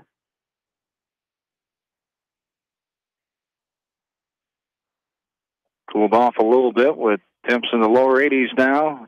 See sunny conditions still on this pretty nice Thursday night, the final night of May 2018. There's the ball outside, too low. And Turo earns the 1-out walk and will get on first base. Runners on first and second. 1 away, brings up Cade Timmerman now. How about the pitcher, Cade Timmerman? Yeah, Casey is 4 1/3 innings. They're only allowed 1 hit, but 2 runs, both earned. Gave up 3 walks and a hit batter, so need to figure out that control issue just a little bit. Ball skied right side out of play for a foul ball, strike 1. Timberman in game 1 walked, flew out, got a hit in the 4th inning, and grounded out in the 6th. One outside, too far. We're even 1-1. Throw down by the catcher, almost sailed in the center field, but nice stop by Jared Harris. Going up for that one, Colton Reed catching here in the second game. Set the Hawks defense here momentarily. Runners on first and second, one down. This one's skied up and on the play right side. Down goes 0-2. Engel, O'Reilly, and Woolert. Logan Woolert, the new addition to the outfield here in game 2. He's in right. Linderwell, the new third baseman. Harris, Werner, and Zeezer on the horn. And there's a swing and a miss for strike 3. Timmerman goes down for the second out, brings up Turner Schroeder. Of course, the battery of Reed and Nick Casey.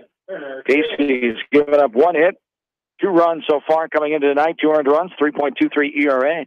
Opponents were hitting just .071 against him. He struck out 7, out 8 on the season. Walked 3 and hit 1. Strike there, 0-1 the count. Swinging by Schroeder. He stands back in. But 2 out and 2 on. Swings and misses that one. Low and inside. Couldn't catch up to it for strike 2. 0-2 the count to Turner Schroeder, who in game 1 had a hit and scored in the second inning. Also had a hit in the 4th inning. He walked 2 for 2 in official bats with a run scored. And here's a swing and a miss on the pitch up and in. Schroeder helped him out. So Casey getting out of a little jam there. 2 runners on, leaving those 2 Bobcats. We go to the bottom half of the first. Hawks baseball from KMCH Sports.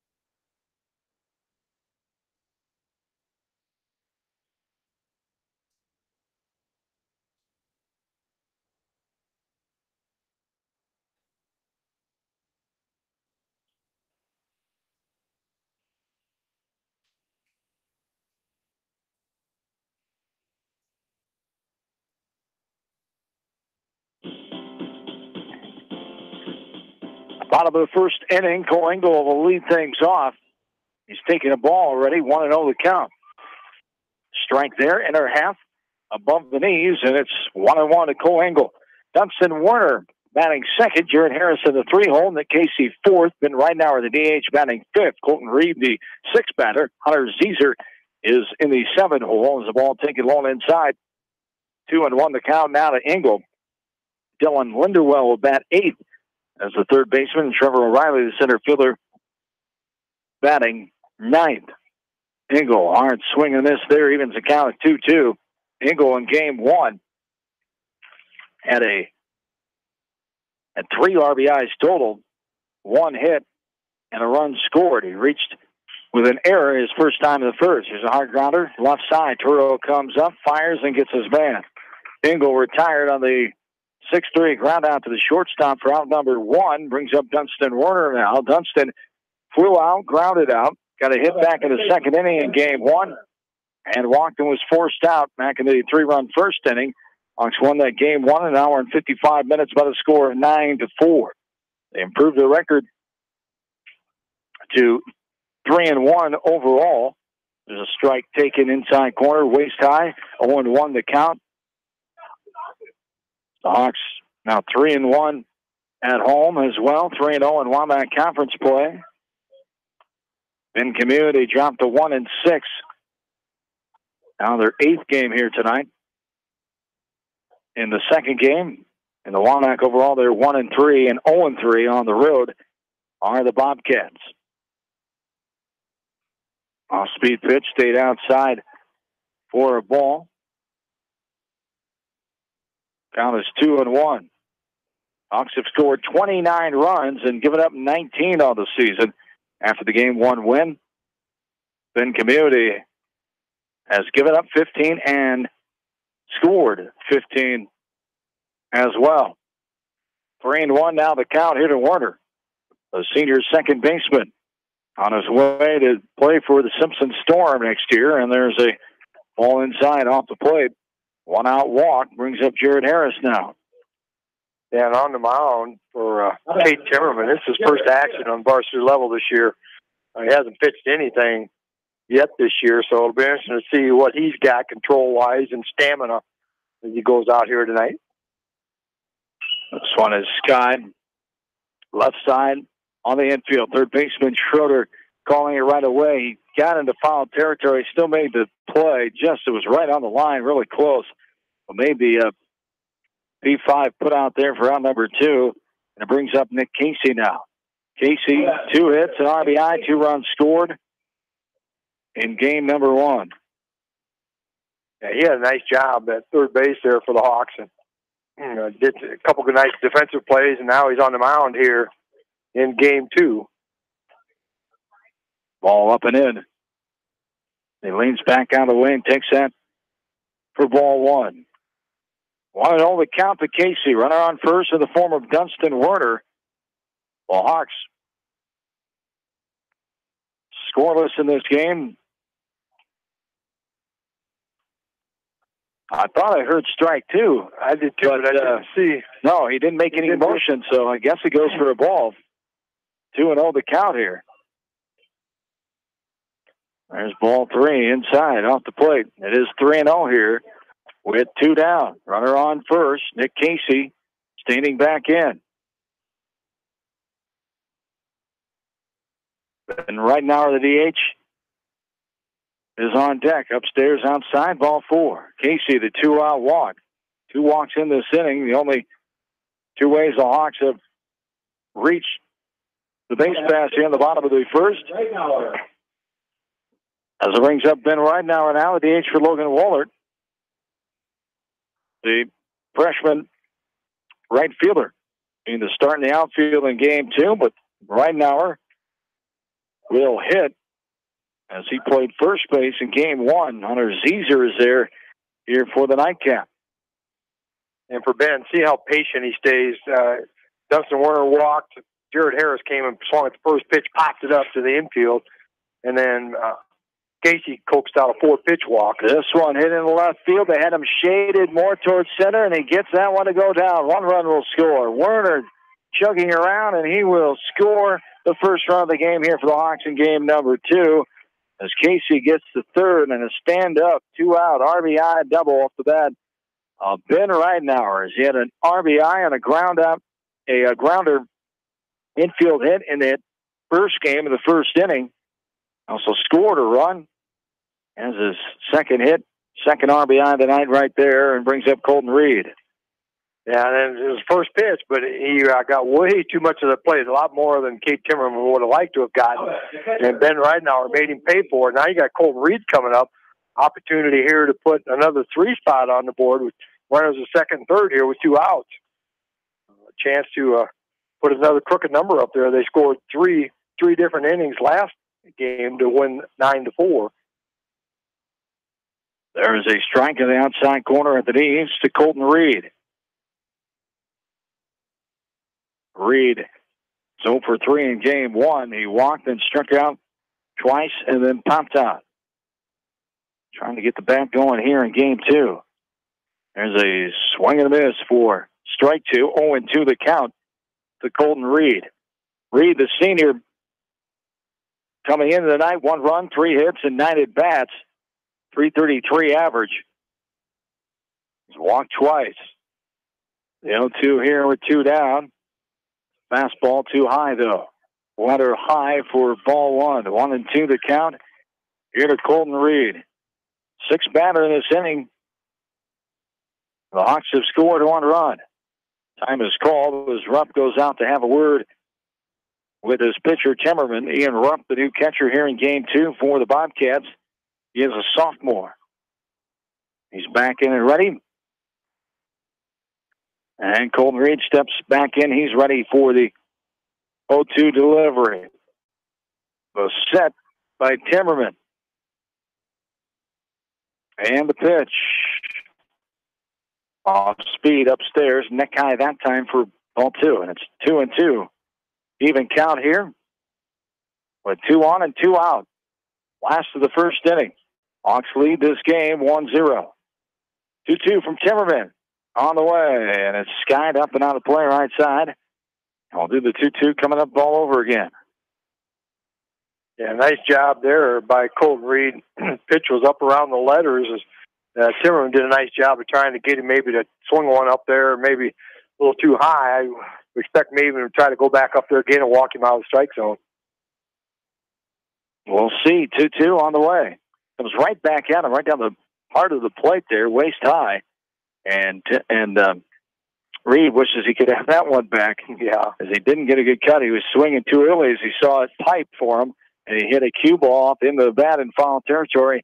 And it stays 2-2. The pitcher would like to have that pitch back, too. Yeah. Too good. 2-2. Off speed outside. It took a little off and it just tailed.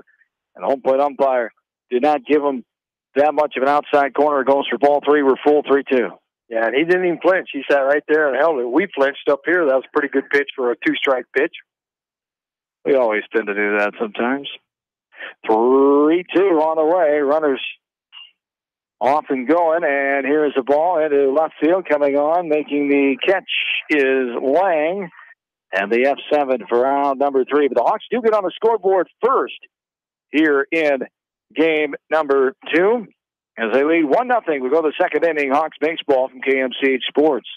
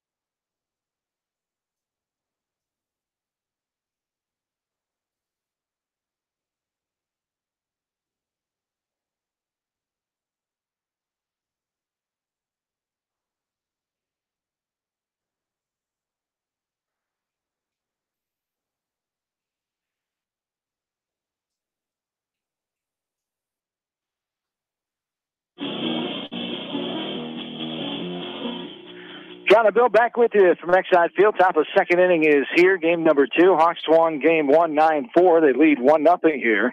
After 1 inning is complete in game 2. Hawks 1 run, 1 hit. No Bobcat errors and left 2 runners on base. Start off the top of the second with Luke Wibble, the first baseman.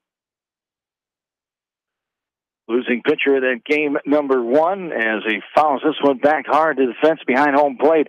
And the count's now 1-2. He faces Nick Casey, the Hawks junior pitcher.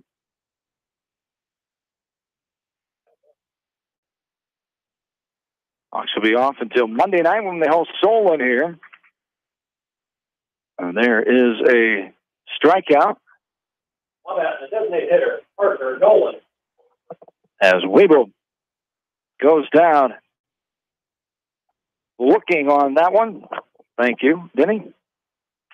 3 strikeouts now for Nick Casey. Parker Nolan, the DH, standing in. Nolan, the number 7 batter.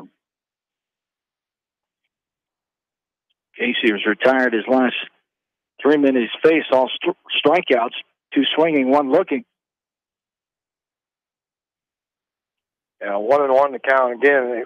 Got that straight overhand pitch. Tried to get that inside corner a little bit too far inside. 2-1 to count now on Nolan. DH in here. He caught in game 1. That pitch on that inside corner called strike 2. 2-2 to Nolan.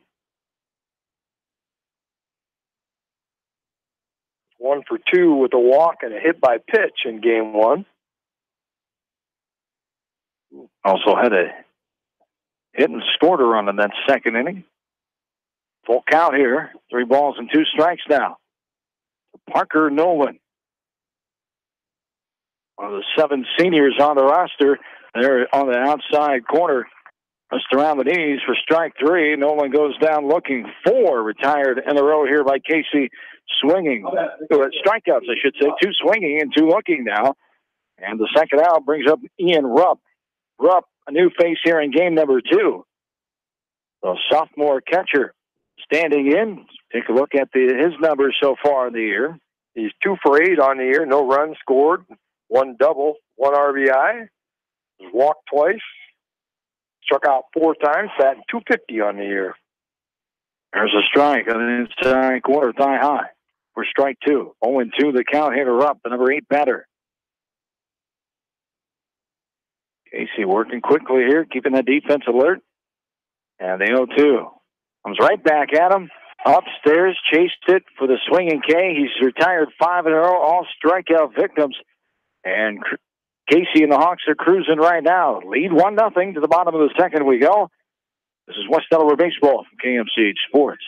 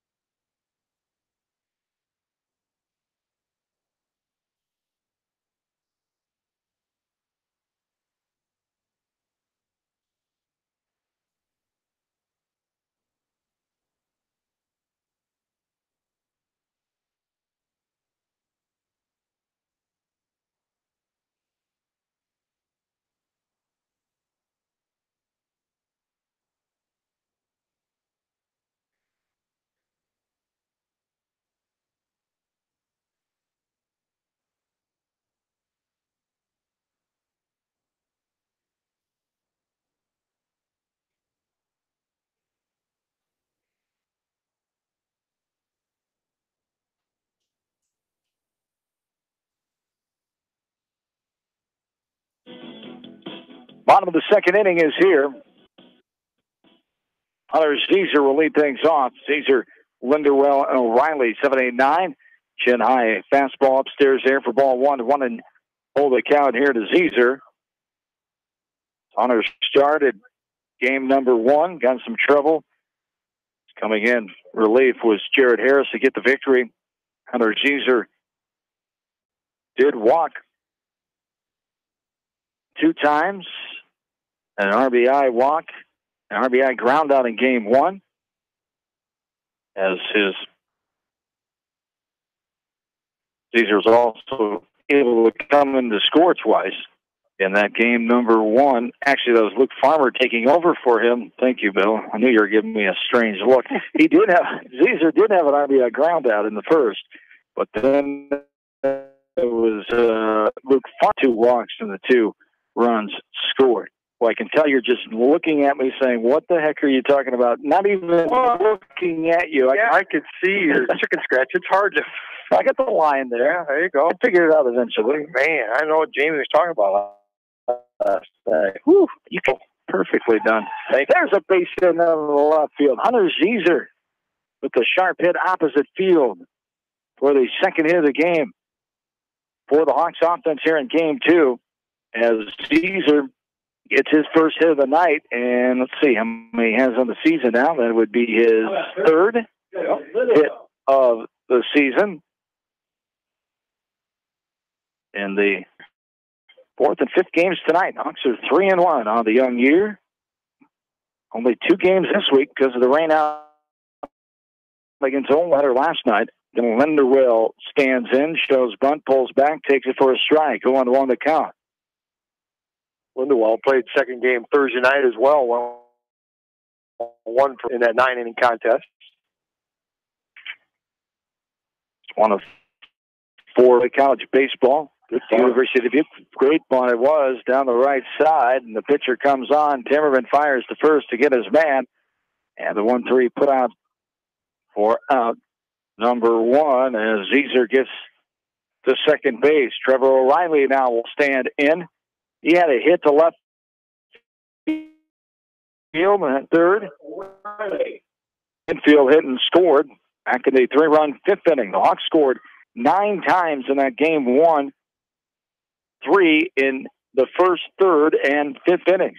Nothing in the 2nd, 4th, or 6th. So they liked the odd innings last game. And they started out inning this second game. O'Reilly stands back in after taking a strike, going 1 to count. Runner out at second is Hunter Zeeser. The 0-1 is skied. Shallow center field. The shortstop going out. Center fielder coming in. Shortstop Toro will make the catch. A few feet off the infield. Third. Pop out for out top of the order now. And Cole Engel, he grounded out his last time in the first. Yeah, I'd like to see the Hawks push one across here. You get that leadoff runner on the nice base hit by Zeeser, and then sacrifice him to second. Get him in that scoring position. Good to get another run here and keep that momentum going of everybody up and down that lineup. First game, 7 of the 9 starters scored a run. That's pretty impressive. It's great balance. Swing and a miss there by Cole Engel for strike 1. 0-1 the count. Zeeser getting a lead out at second base. And the 0-1. They strike, taking outer half above the knees for strike 2. 0-2 the count here. Cole Engel. Kevin Werner is Nate Lahr's assistant coach this year, helping out at the varsity level. Max Reitenauer and Owen Ward are the lower level coaches. Kevin will still do the sophomore JV, and there's a swing and a miss on the pitch inside. Fool Engel goes down for the swinging K in the inning. Hawks strand a runner. We go to the third. 1-0 West Delaware. Hawks baseball from KMCH Sports.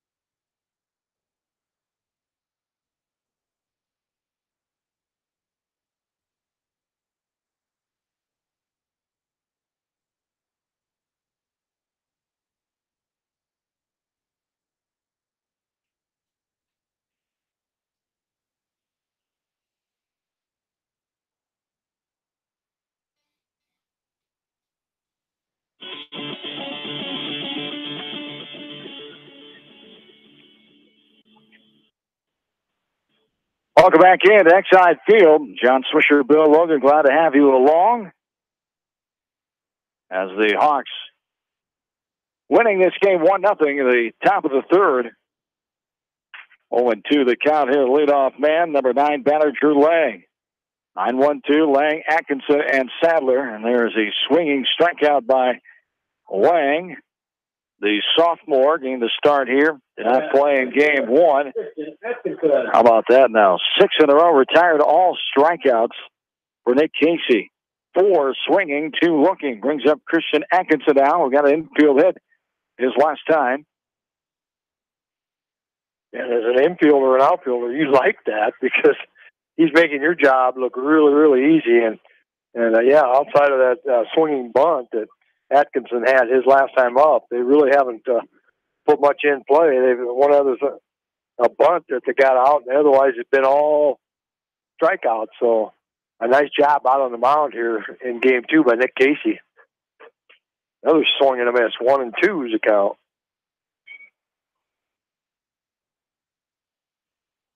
Atkinson will step back in there. 1 for 3 in game 1. Walked and scored leading off the game, and then had a single in the second inning. Pitch is low, 2-2. The count now on Atkinson.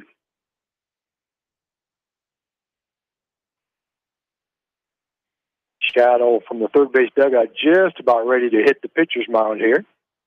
That pitch is low and inside, 3-2 to count.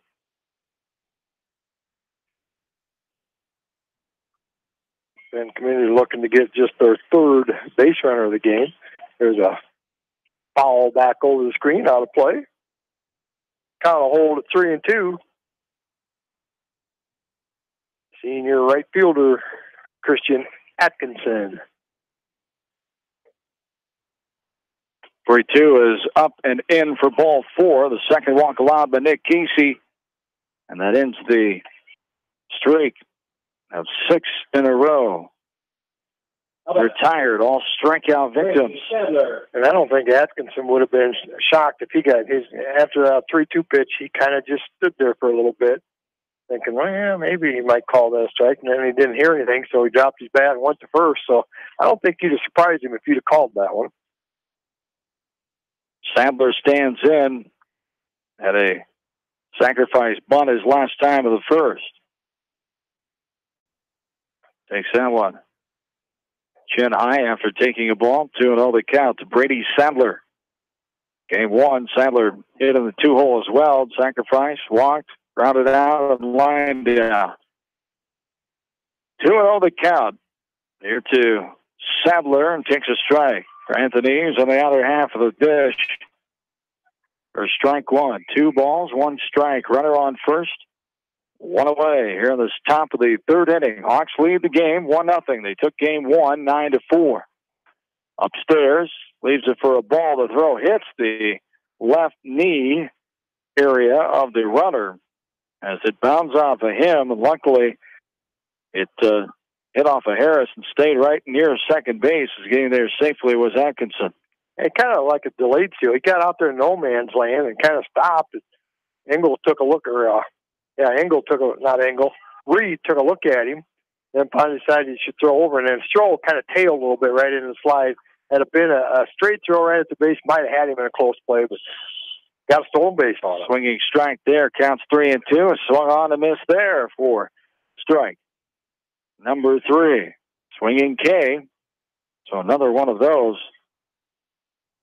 7 now. Strikeouts total. 5 of the swinging variety. Gives us 2 outs. Spencer Toro standing in now. He walked his last time in the first. Had a little pickoff move back a second. Jared Harris kind of sneaking in behind, but caught him in the first game doing that, and Atkinson was not going to have any part of getting picked off there at second base that time. First pitch swung on and popped up into the infield. Dylan Linderwell called and almost got interfered with as the base runner kind of did about everything he could to not run into him. And then his teammate almost interfered with him too, as Harris was coming to make sure he was going to catch that ball. As the pop out to the third baseman, he goes for out number 3. We go to the bottom of the third. Hawks still leading 1-0. Hawks baseball from KMCH Sports.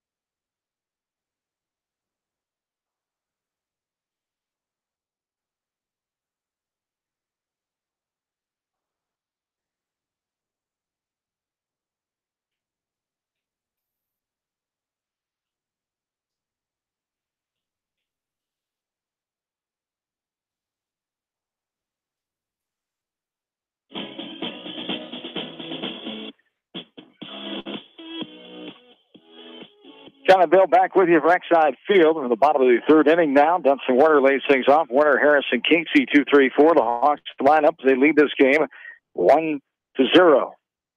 Along with our in-studio producers, Nick Juergens, Ashley Vick, Sheila McMahon. It's approaching the 8 o'clock hour in Manchester. You're listening to West Delaware Baseball, KMCH Sports, a mix 94.7 KMCH Manchester, Iowa, and KMCH.com. Also on your smartphone, Android, or iPhone app, the KMCH Radio YouTube channel, where all our games are archived. Hello to all our listeners, especially in Jamestown, North Dakota, where Lucas Kafer, former West Delaware Hawk, a Hawk alum, and a relative of Jared Harris, tuning in as he faithfully does the last few years from Jamestown, North Dakota. 3-2 the count here to Dunston Warner as Jared Harris waits on deck. There's a ball at the end of the bat, a little looper. Second baseman Sadler is going to get back to it to make the catch. The pop out to the second baseman, round number 1, brings up Jared Harris now. Yeah, that was a good jam job there by Timmerman. Get that ball 3-2 pitch on the inner portion of the plate. Just really jammed him. Couldn't get any good cut on it. Just a little pop up to the second baseman Sadler for out number 1 here, leading off the bottom of the third inning. Ball upstairs there to Harris. 1-0 the count. Hawks scored 1 run on 1 hit. Left 2 on in that first inning. Lead this game 1-0 after taking game 1 9-4. On a grounder left side. Third baseman gets to it from his knees on the grass. Strong throw across the diamond. Schroeder. 5-3 ground out. Harris is retired. Round number 2 brings up Nick Casey now. Yeah, nice job by Schroeder. Went to his knees. I'm not sure he had to.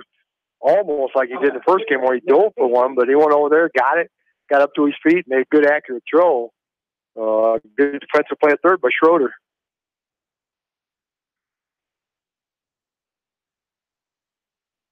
Casey will step in there now. He walked his first time up.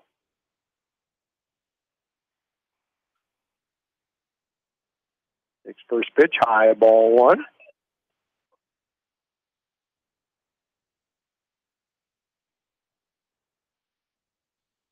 Again, pitch is a little too high. 2-0 the count on junior pitcher here in game 2, Nick Casey.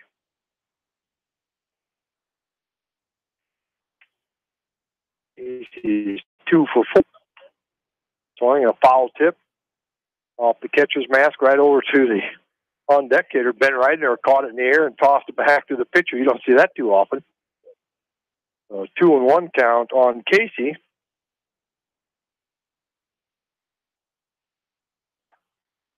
Letter high pitch swung on and missed. 2-2 the count now on Casey. Laid off that pitch the first 2 times and both called balls. And that time he couldn't lay off of that pitch. Good idea, right idea by the pitcher Timmerman to throw another one up there. Did it again right up there, and Casey gets out in front of that one, pulls it down hard down the third baseline. Coach Nate Lauer gets out of the way. Count a hold 2-2.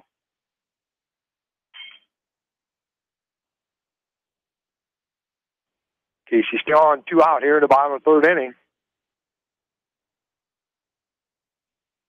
Timmerman's taking a little bit too much time, so Casey calls time, steps out, takes a couple practice swings, gets back in there. Now Timmerman gets back on the rubber, and he's ready to go. And the 2-2 pitch is on the way.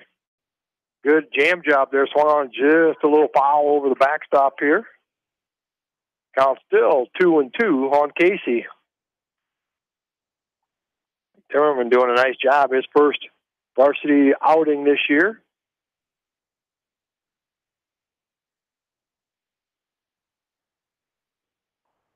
A little breaking ball, swing and a miss, strike 3, 3 up, 3 down for the Hawks here in the bottom of the third inning. Score after 3, West Delaware 1, Benton Community 0. You listen to Hawk Baseball on KMCH.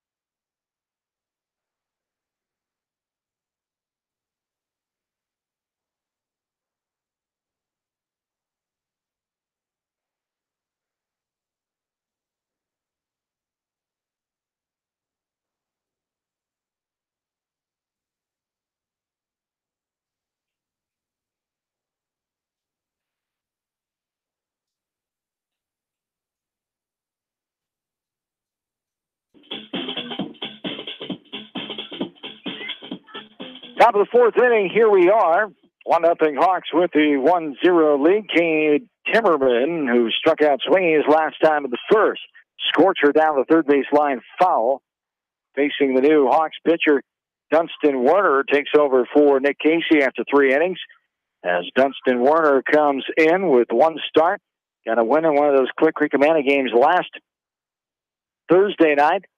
1-0, 6 2/3 innings pitched, 8 hits against him, 4 runs against, 4 earned runs, a 4.20 ERA. He's walked 4, struck out 3, opponents hitting .296 against him. 1-1 to count here. Terran, who lets this one fly left side, foul territory.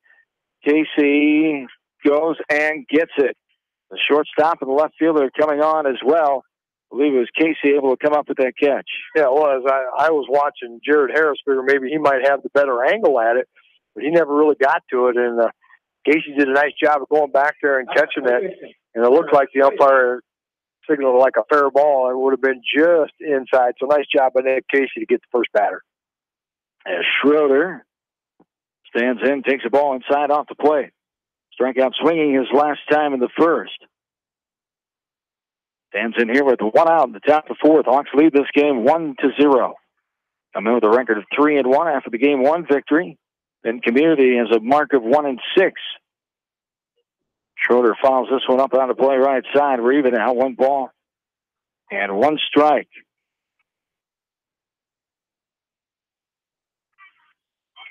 Shadows just about out to the first base now as they're starting to cover in there.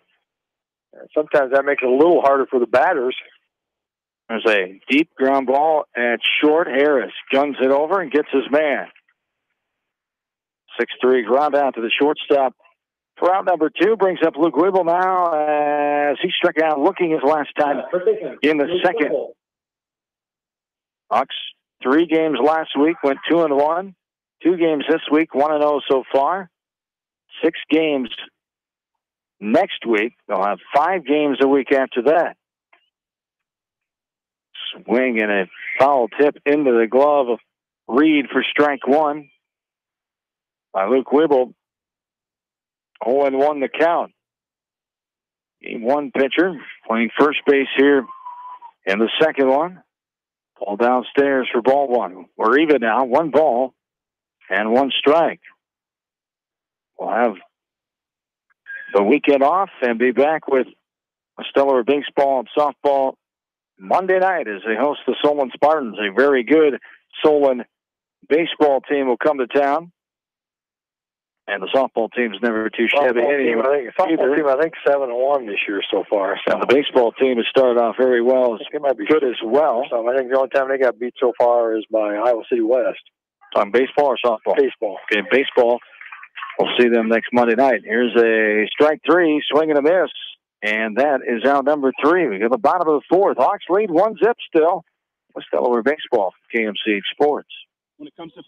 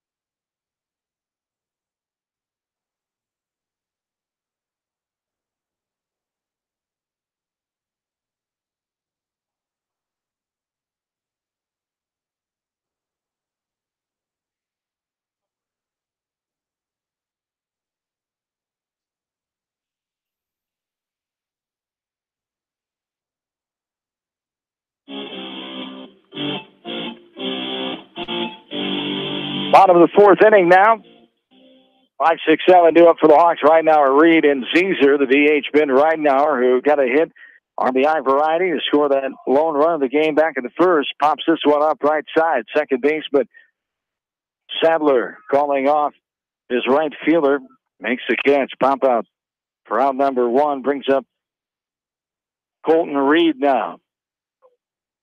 The catcher. Game one victory. Nate Lahr got his 112th victory at his alma mater of West Delaware in his fifth season.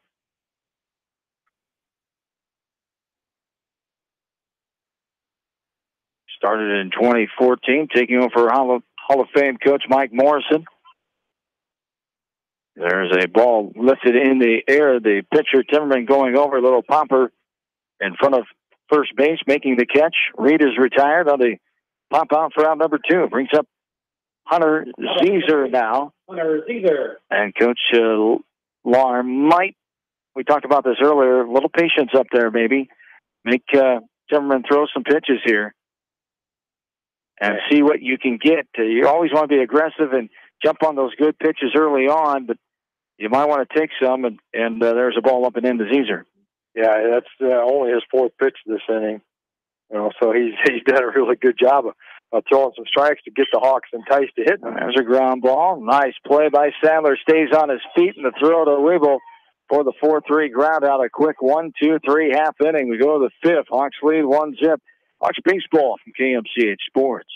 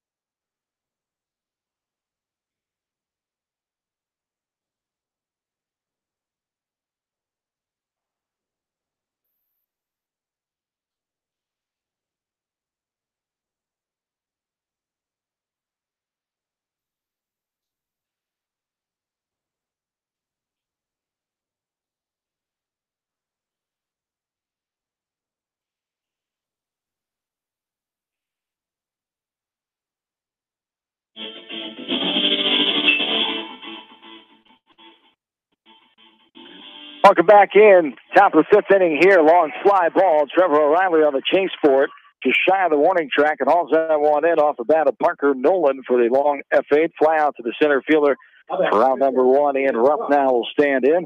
7-8-9. Nolan, Rupp, and Lang as Rupp struck out swinging against Nick Casey back in the second.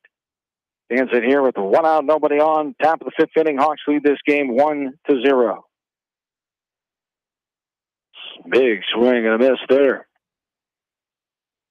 Bill Logan type cut in the early 70s.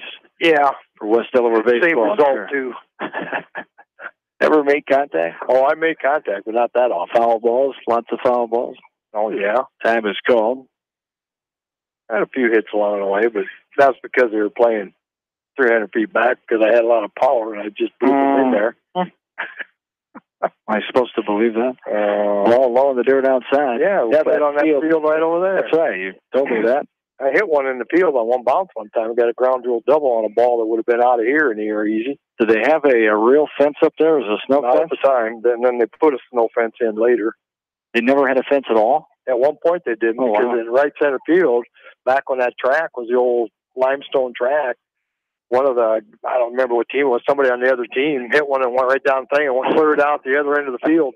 Rupp skies this one to left field. Engel comes on and puts it away. Fly out to the left fielder for round number 2. Brings up Drew Lang. Now, how long was that, the high school baseball field, until one became here? Back in the 80s. 80s. Yep. That one was up there, late 60s. We're talking just the end of the middle school there, right across kitty corner from the middle school parking, from the fair entrance there, for the just straight east to the middle school. Yep. There's no bleachers there now because that sidewalk took the third base dugout out. I was going to say it was very close to the street too, but you told me that wasn't a real street back in the day. It was just a road. This used to be a dirt road here at one point. 1-1 the count to the number 9 batter, Drew Lang. Hope you're enjoying the West Delaware Athletic Facility history lesson here tonight. There you go, yeah. Bill Logan, the 1974 graduate. Things were a little different back in his day. They were a lot different. Wooden bats. Peach baskets when you played basketball. Yep. The whole shebang. Yep. There's a swing and a helmet with no mask. Drop third. That's what happened to you, huh? Yeah. And there's a 2-3 on the putout. The swinging came for out number 3 in the bottom of the half. Bottom of the 5th, I should say. 1-0 Hawks. This is West Delaware Baseball. KMCH Sports.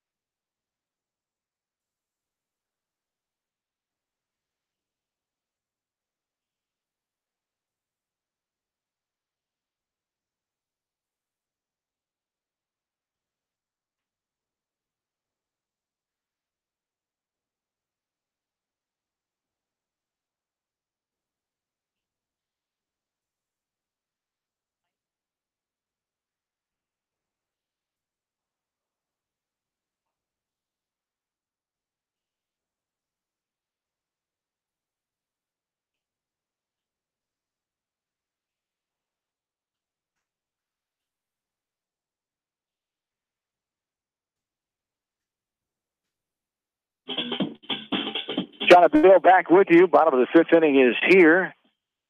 Dylan Linderwell stands in, and they count pinch hitter.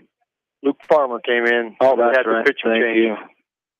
Farmer, the second baseman, now hitting in the A spot where Linderwell previously was.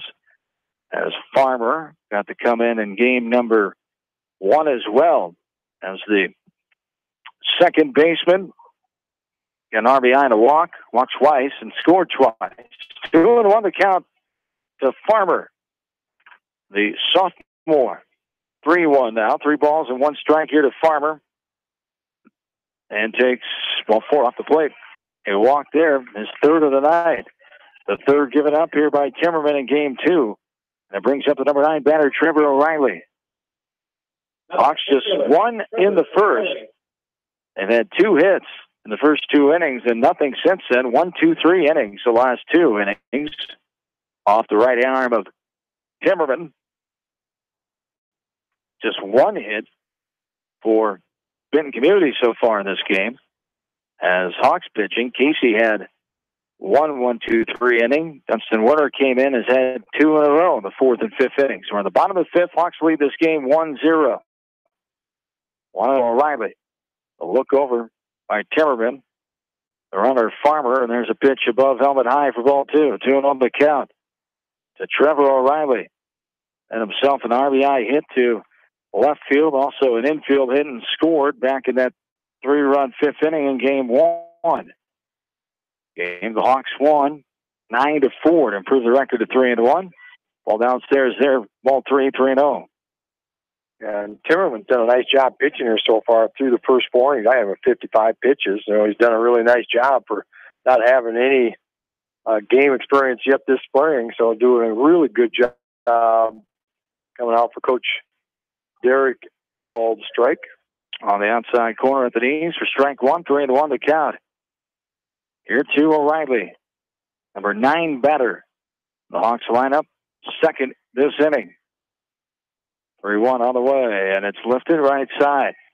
Stay playable. Chases on. Second baseman, tough play for him, and Farmer off and running, gets to second base just in time as the right fielder comes in and hurls that ball to second, but not in time. As O'Reilly gets a little high in the air. Duck Snorter that time has placed it correctly as Farmer able to get to second. Sadler, the second baseman, just couldn't get to it in time, and O'Reilly is on first base. Farmer on second. Nobody out. Cole Engel, top of the order, up now. Yeah, that was a good placement on that. As the second baseman Sadler playing towards second with a runner at first, had a long way to go. Farmer did a nice job of running. He didn't go very far. It looked like maybe he might catch it.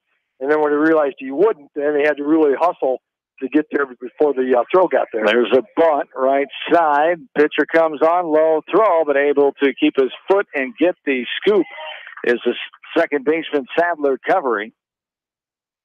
As Farmer gets the third, O'Reilly is second on the bunt by Engel.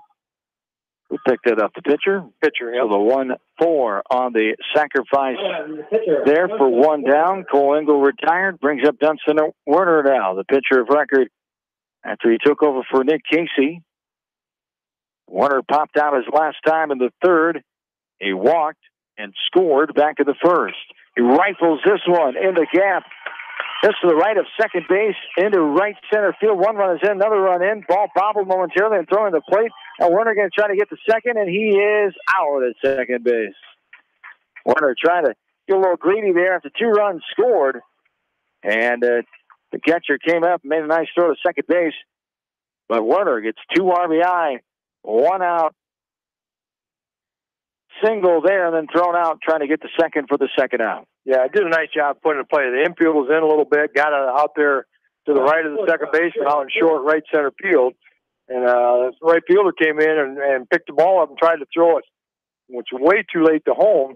But literally the catcher knew he wasn't going to get him, so came out, met the throw, and threw it down to second base to the shortstop, who put the tag on Dunston. So a 9-2-6 put out at second base. First 2 pitches to Jared Harris are out of the strike zone, 2-0 to count. But more important for Warner, he drove in 2 runs, makes score now 3-0. There's a rifle of the ground ball past the diving third baseman Schroeder into left field. Harris will be on.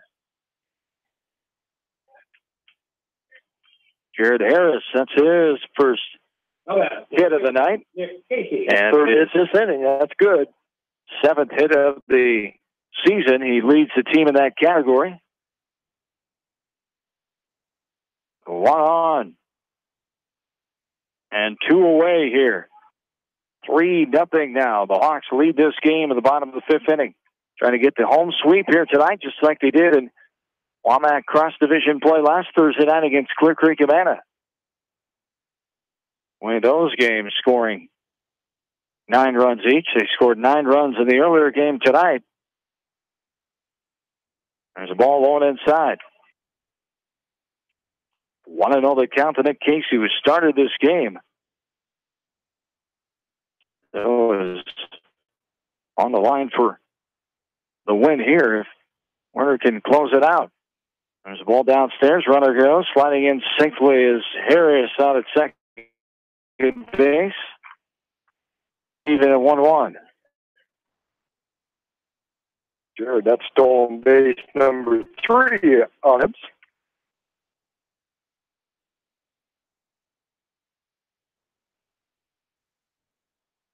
Casey steps back in there, 1-1 to count on him. Swung on and miss. Took a little bit off there. Did not get a piece of it. It was Casey. And it goes for strike 2. 1-2 the count here to Nick Casey. Scored twice on 2 hits, RBI in game 1. I keep this inning going here. Swung on and missed. Tailed away. Couldn't catch up to it. The swinging strikeout for out number 3. Hawks do get 2 runs. They take a 3-0 lead. To the 6th inning we go. Hawks baseball. KMCH Sports.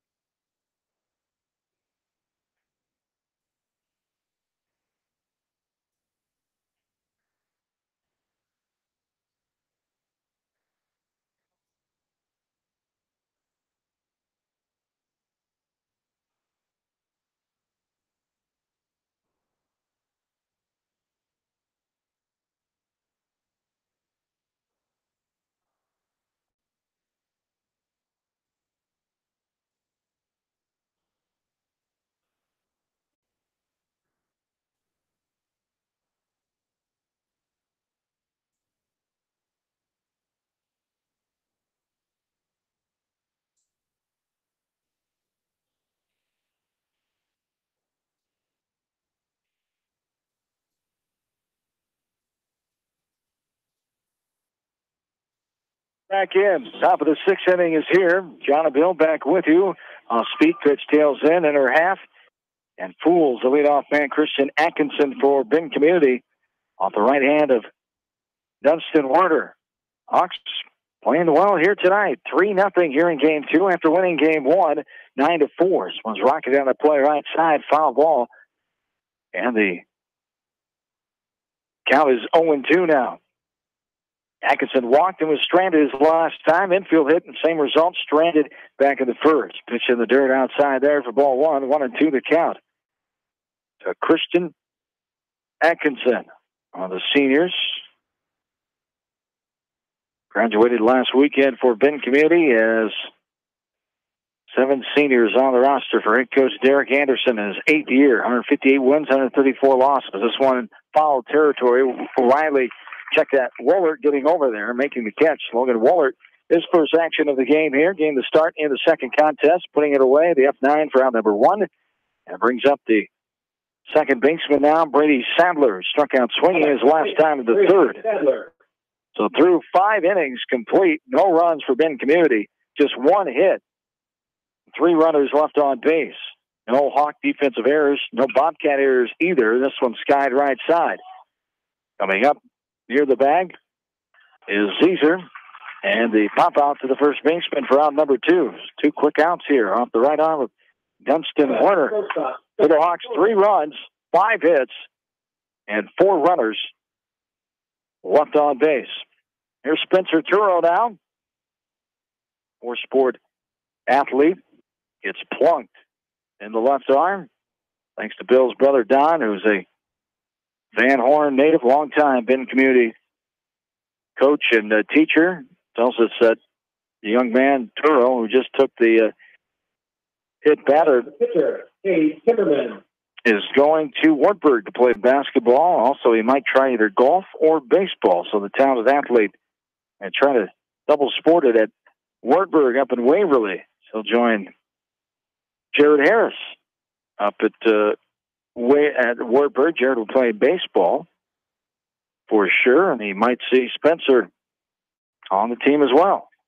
There's a ball outside, ball 2. 2-0 the count here to Cade Timmerman. With a 2-out hit batter.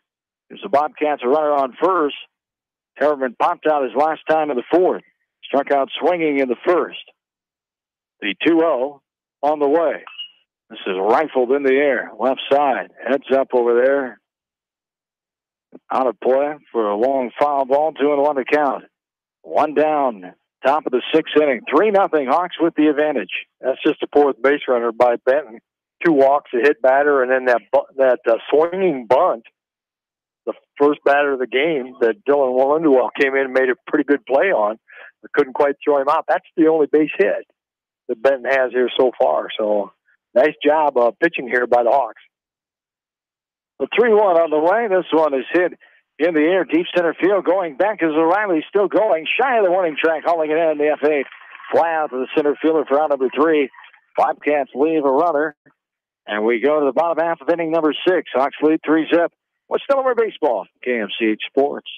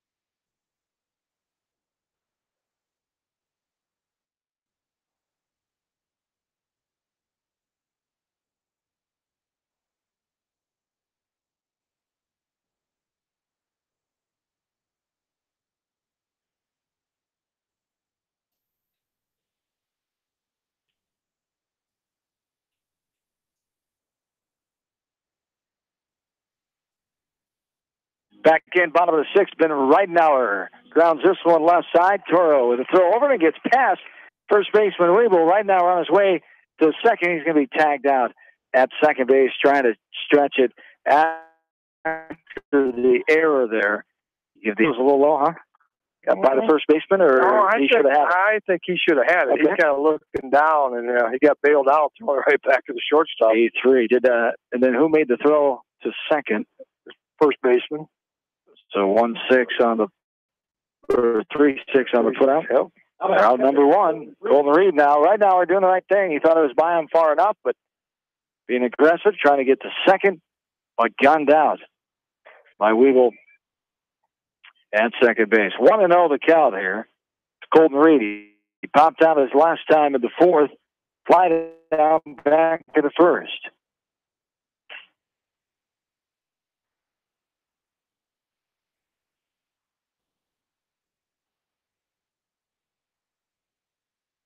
Two and 0 the count here to Colton Reed.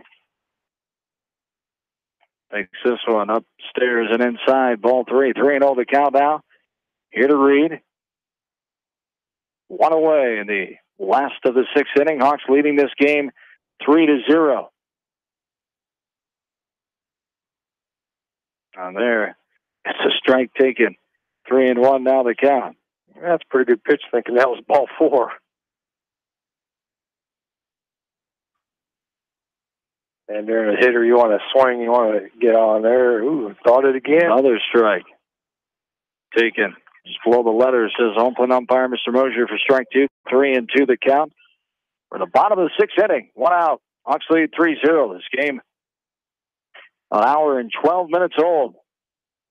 After an hour and 55-minute game in game 1, we're due for one like this. Well, we're not quite done yet. There is Reed taking ball 4. And brings up Hunter Zeeser now, who grounded out his last time in the 4th. Got a hit to left field in the 2nd. Nice lead out of first by Reed. This one skied left side. Going to get foul. 0-1 the count. Colton Reed So far in the year, 2 of 2 in the stolen base department. Last year, as a junior, Reed was 12 of 14. Stolen 12 times, got thrown out twice. A year ago, the 0-1 coming from Timmerman. Upstairs, too high for ball one. We're even now, 1-1 the count. Hunter Zeeser, one of the 8 seniors on this roster. For head coach Nate Lahr and assistant coach Kevin Warner. The ball blown outside, the throw down, getting in there, going to be out. The head first slide at second base, tagged out. Where he got to the bag, there's the base umpire Eric Olson is Colton Reed. The 2-6 put out there for out number 2. Yeah, the perfect throw by Ian Rupp. He threw that thing down there, and Reed couldn't help but slide right into that tag. So if it wouldn't have been a perfect throws high, throws low, whatnot, probably would have been in there. But perfect execution on shoulder by the batter from Benton Community. The 2-1 on the way. So it's lifted up and going to get out of play. You're talking about the senior group. They had a lot of, I don't remember the exact number for football. They had 10 in basketball, which is a huge number on a basketball team, seniors. 8 on a baseball team is a huge number. So quite a tribute to the senior class, to a lot of these kids sticking out all the sports all through high school. Dedication, commitment, staying with it. There's a ball that sails to the backstop. We're full, 3-2. And you just don't see that anymore. Kids just wanting to be out, staying a part of it. This one is hit in the air left side. That's going to chases on, but not able to get there. The trifecta of the third baseman, left fielder, and shortstop. And full count here. Again to Hunter Zeeser. 2 away in this bottom of the 6th inning. Hawks try to close it out in the top half of the 7th. Then Community will have their 5, 6, 7 part of the order up for Shorter, Weeble, and Nolan. Just 2 hits by the Benton Community offense here in game number 2. Here's a hard grounder, one hopper right back to Timmerman. He fields it, tosses it to first for the 1-3 put out, and here we go to the 7th inning. Hawks lead 3-zip. Hawks baseball from KMCH Sports.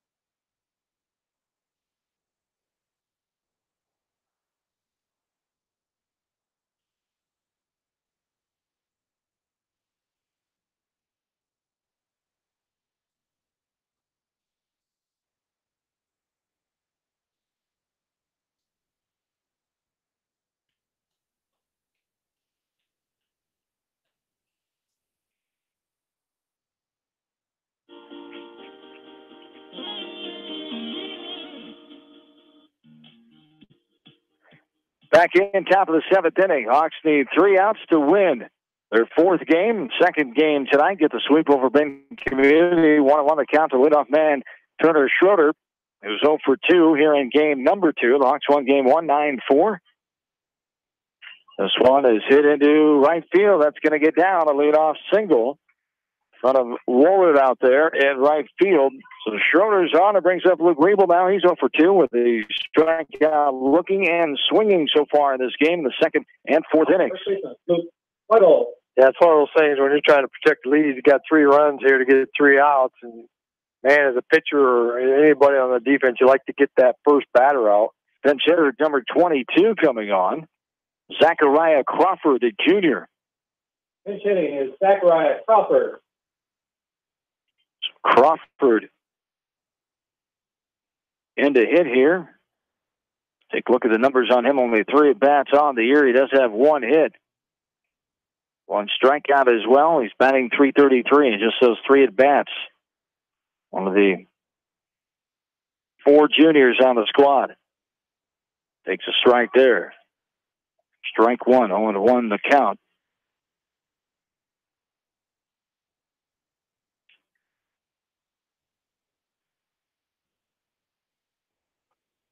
Swung and missed. A pitch upstairs. Went a chasing and came up empty. 0-2 now to Crawford, who did not play any varsity ball a year ago. Runner on first, nobody down in the top of the 7th. Warner comes back at that outside corner, right at the knees on the corner, and got his man. A backwards K for Crawford for out number 1. Brings up Parker Nolan there. Great job by Werner coming back after giving that leadoff single. And with a guy who has not seen any pitches all night, it's a tough situation. A pinch hitter coming in, and you don't get to warm up like a pitcher or fielder coming in. You go up there and you take live balls right off the bat, and not an easy thing to do. Well, and he did, and Dunson Ward did a nice job going right after him, throwing 3 strikes. The third one being called strike 3. So nice job there going after him. After you did give up that leadoff single, don't be worried about, just throw some strikes, let my defense take care of me, and did a nice job going right after him. 1-1 the count now here to Parker Nolan, a designated hitter in this game who flying out his last time up, struck out looking back at the second. Follows this one back to the fence, left side for strike 2. 1-2 the count now.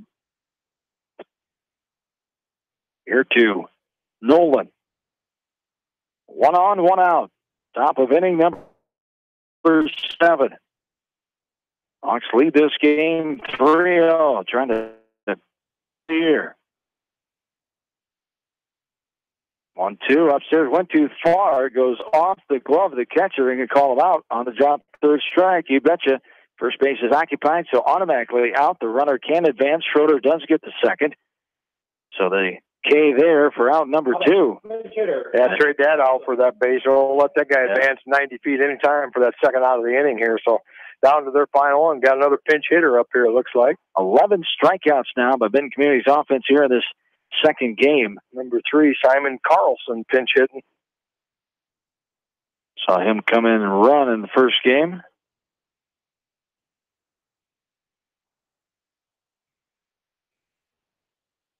Pinch hitter Carlson, a junior. No at-bats. No at-bats, 0 for 1 running coming into the night. And strike 1 there, 0-1 the count. Possible son of Ed Bailey's basketball coach Larry Carlson, or is he too old? Larry have any that old? I might have. Be about right. Swing and a miss for strike 2. I think maybe he'd be a little taller than that. Larry would probably like that if it is his son. Yeah. Or his nephew, or no relation at all. He'd like them to be taller and playing basketball. 0-2 on the way. Right there, strike 3. Chased it a little bit up and in, but great job by Werner striking out the side after he allowed a leadoff single. The Hawks get the victory here in this one, 3-0. Very quick played game in the second one after an hour and 55 minutes. First game, the Hawks win 3-0. We'll come back with all the numbers next. Hawks baseball from KMCH Sports.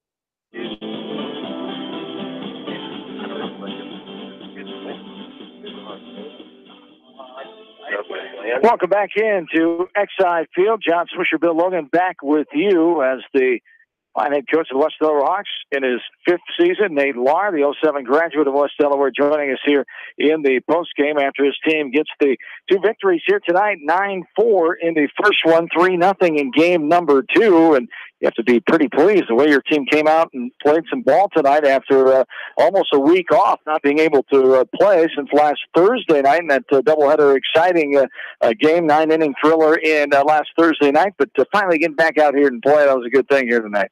Yeah, it's been a long off time for just being here the second week of the season. We've only been through 3 games coming into tonight, so to get back on there and come out and play the way we did was nice to see. I know Hunter maybe was a little bit rusty in that first game, didn't have his best stuff on the mound, but he battled in there. Jared came in, did a nice job on the mound, and then Hunter was able to stick with it in that game too and put together great at-bats all night. So it was good to see out of him kind of bounce back as the night went on. And offensively, great balance, and up and down the order, 7 of the 9 guys, I think Bill said, got hits in that first game, and they scored 3 runs in the first, third, and 5th inning. So great balance, good job by everybody stepping up and helping out with that offense in game 1. Yeah, I was really pleased with kind of the middle and the bottom half of our order there, that they came out and put together some of their best at-bats that they've had all season long, where, our top 5-6 guys have been really doing a nice job and kind of carried us those first 3, and then to see those bottom guys produce and kind of give us some sparks. And I look at your score sheet and we get 3 kind of on the top, 3 in the middle, and 3 at the bottom. So that's great to see as it's kind of spread out all the way through. Hopefully we can keep that up. Well, and the thing that I was probably most impressed, you got crooked numbers in the innings that you scored. That's great. But the thing that I was impressed with tonight is Hunter was, like you said, had a week off, probably hasn't got a lot of throwing and control issues, but Jared came in, finished game 1, did a tremendous job. Nick Casey started the second game, did a tremendous job. Dunstan Warner came in, did a tremendous job. And when those guys are out there throwing strikes, it makes it so much easier for your defense to play defense behind them. And no errors either game tonight. So great job pitching wise, and then pitching when you're making great pitches, that makes your defense better. Yeah, that's something we talked about that after that first game is, when Jared came in and was able to be consistently in the zone, it really helps get a rhythm defensively when we're attacking the zone and we're able to be efficient on the mound and keep those guys in the game. Yeah, when we're walking guys, kind of slows the pace down, and it's hard to stay in it a little bit as a player. So to play that well defensively, I didn't realize we had no errors all night, so that's great to hear that we've kind of turned that around. And we talked about game 2, let's be sharp defensively. I feel like we were there, we took some things away, and we're played really solid all the way through. Of course, only 2 weeks in and 5 games under the belt now after tonight, 4-1. You'll have 6 games, hopefully, Mother Nature willing, next week with, the schedule gets tougher starting with Monday night with a Dane game, but you get them here at Exide Field Monday night. Yeah, we're excited to get a shot at those guys. They're playing really well right now, and they kind of hammered us down there last year, so I'm excited to get another crack at them and see what we've improved in the off-season, this early season here, to see where we stand, because right now they seem to be kind of the king of the east side. Them and Western Dubuque have really been playing really well on our side of the conference to start off here. So good measuring stick on Monday, and then we got to be ready to go. We go on Wednesday night and then back home Friday night. So it'll be a busy week.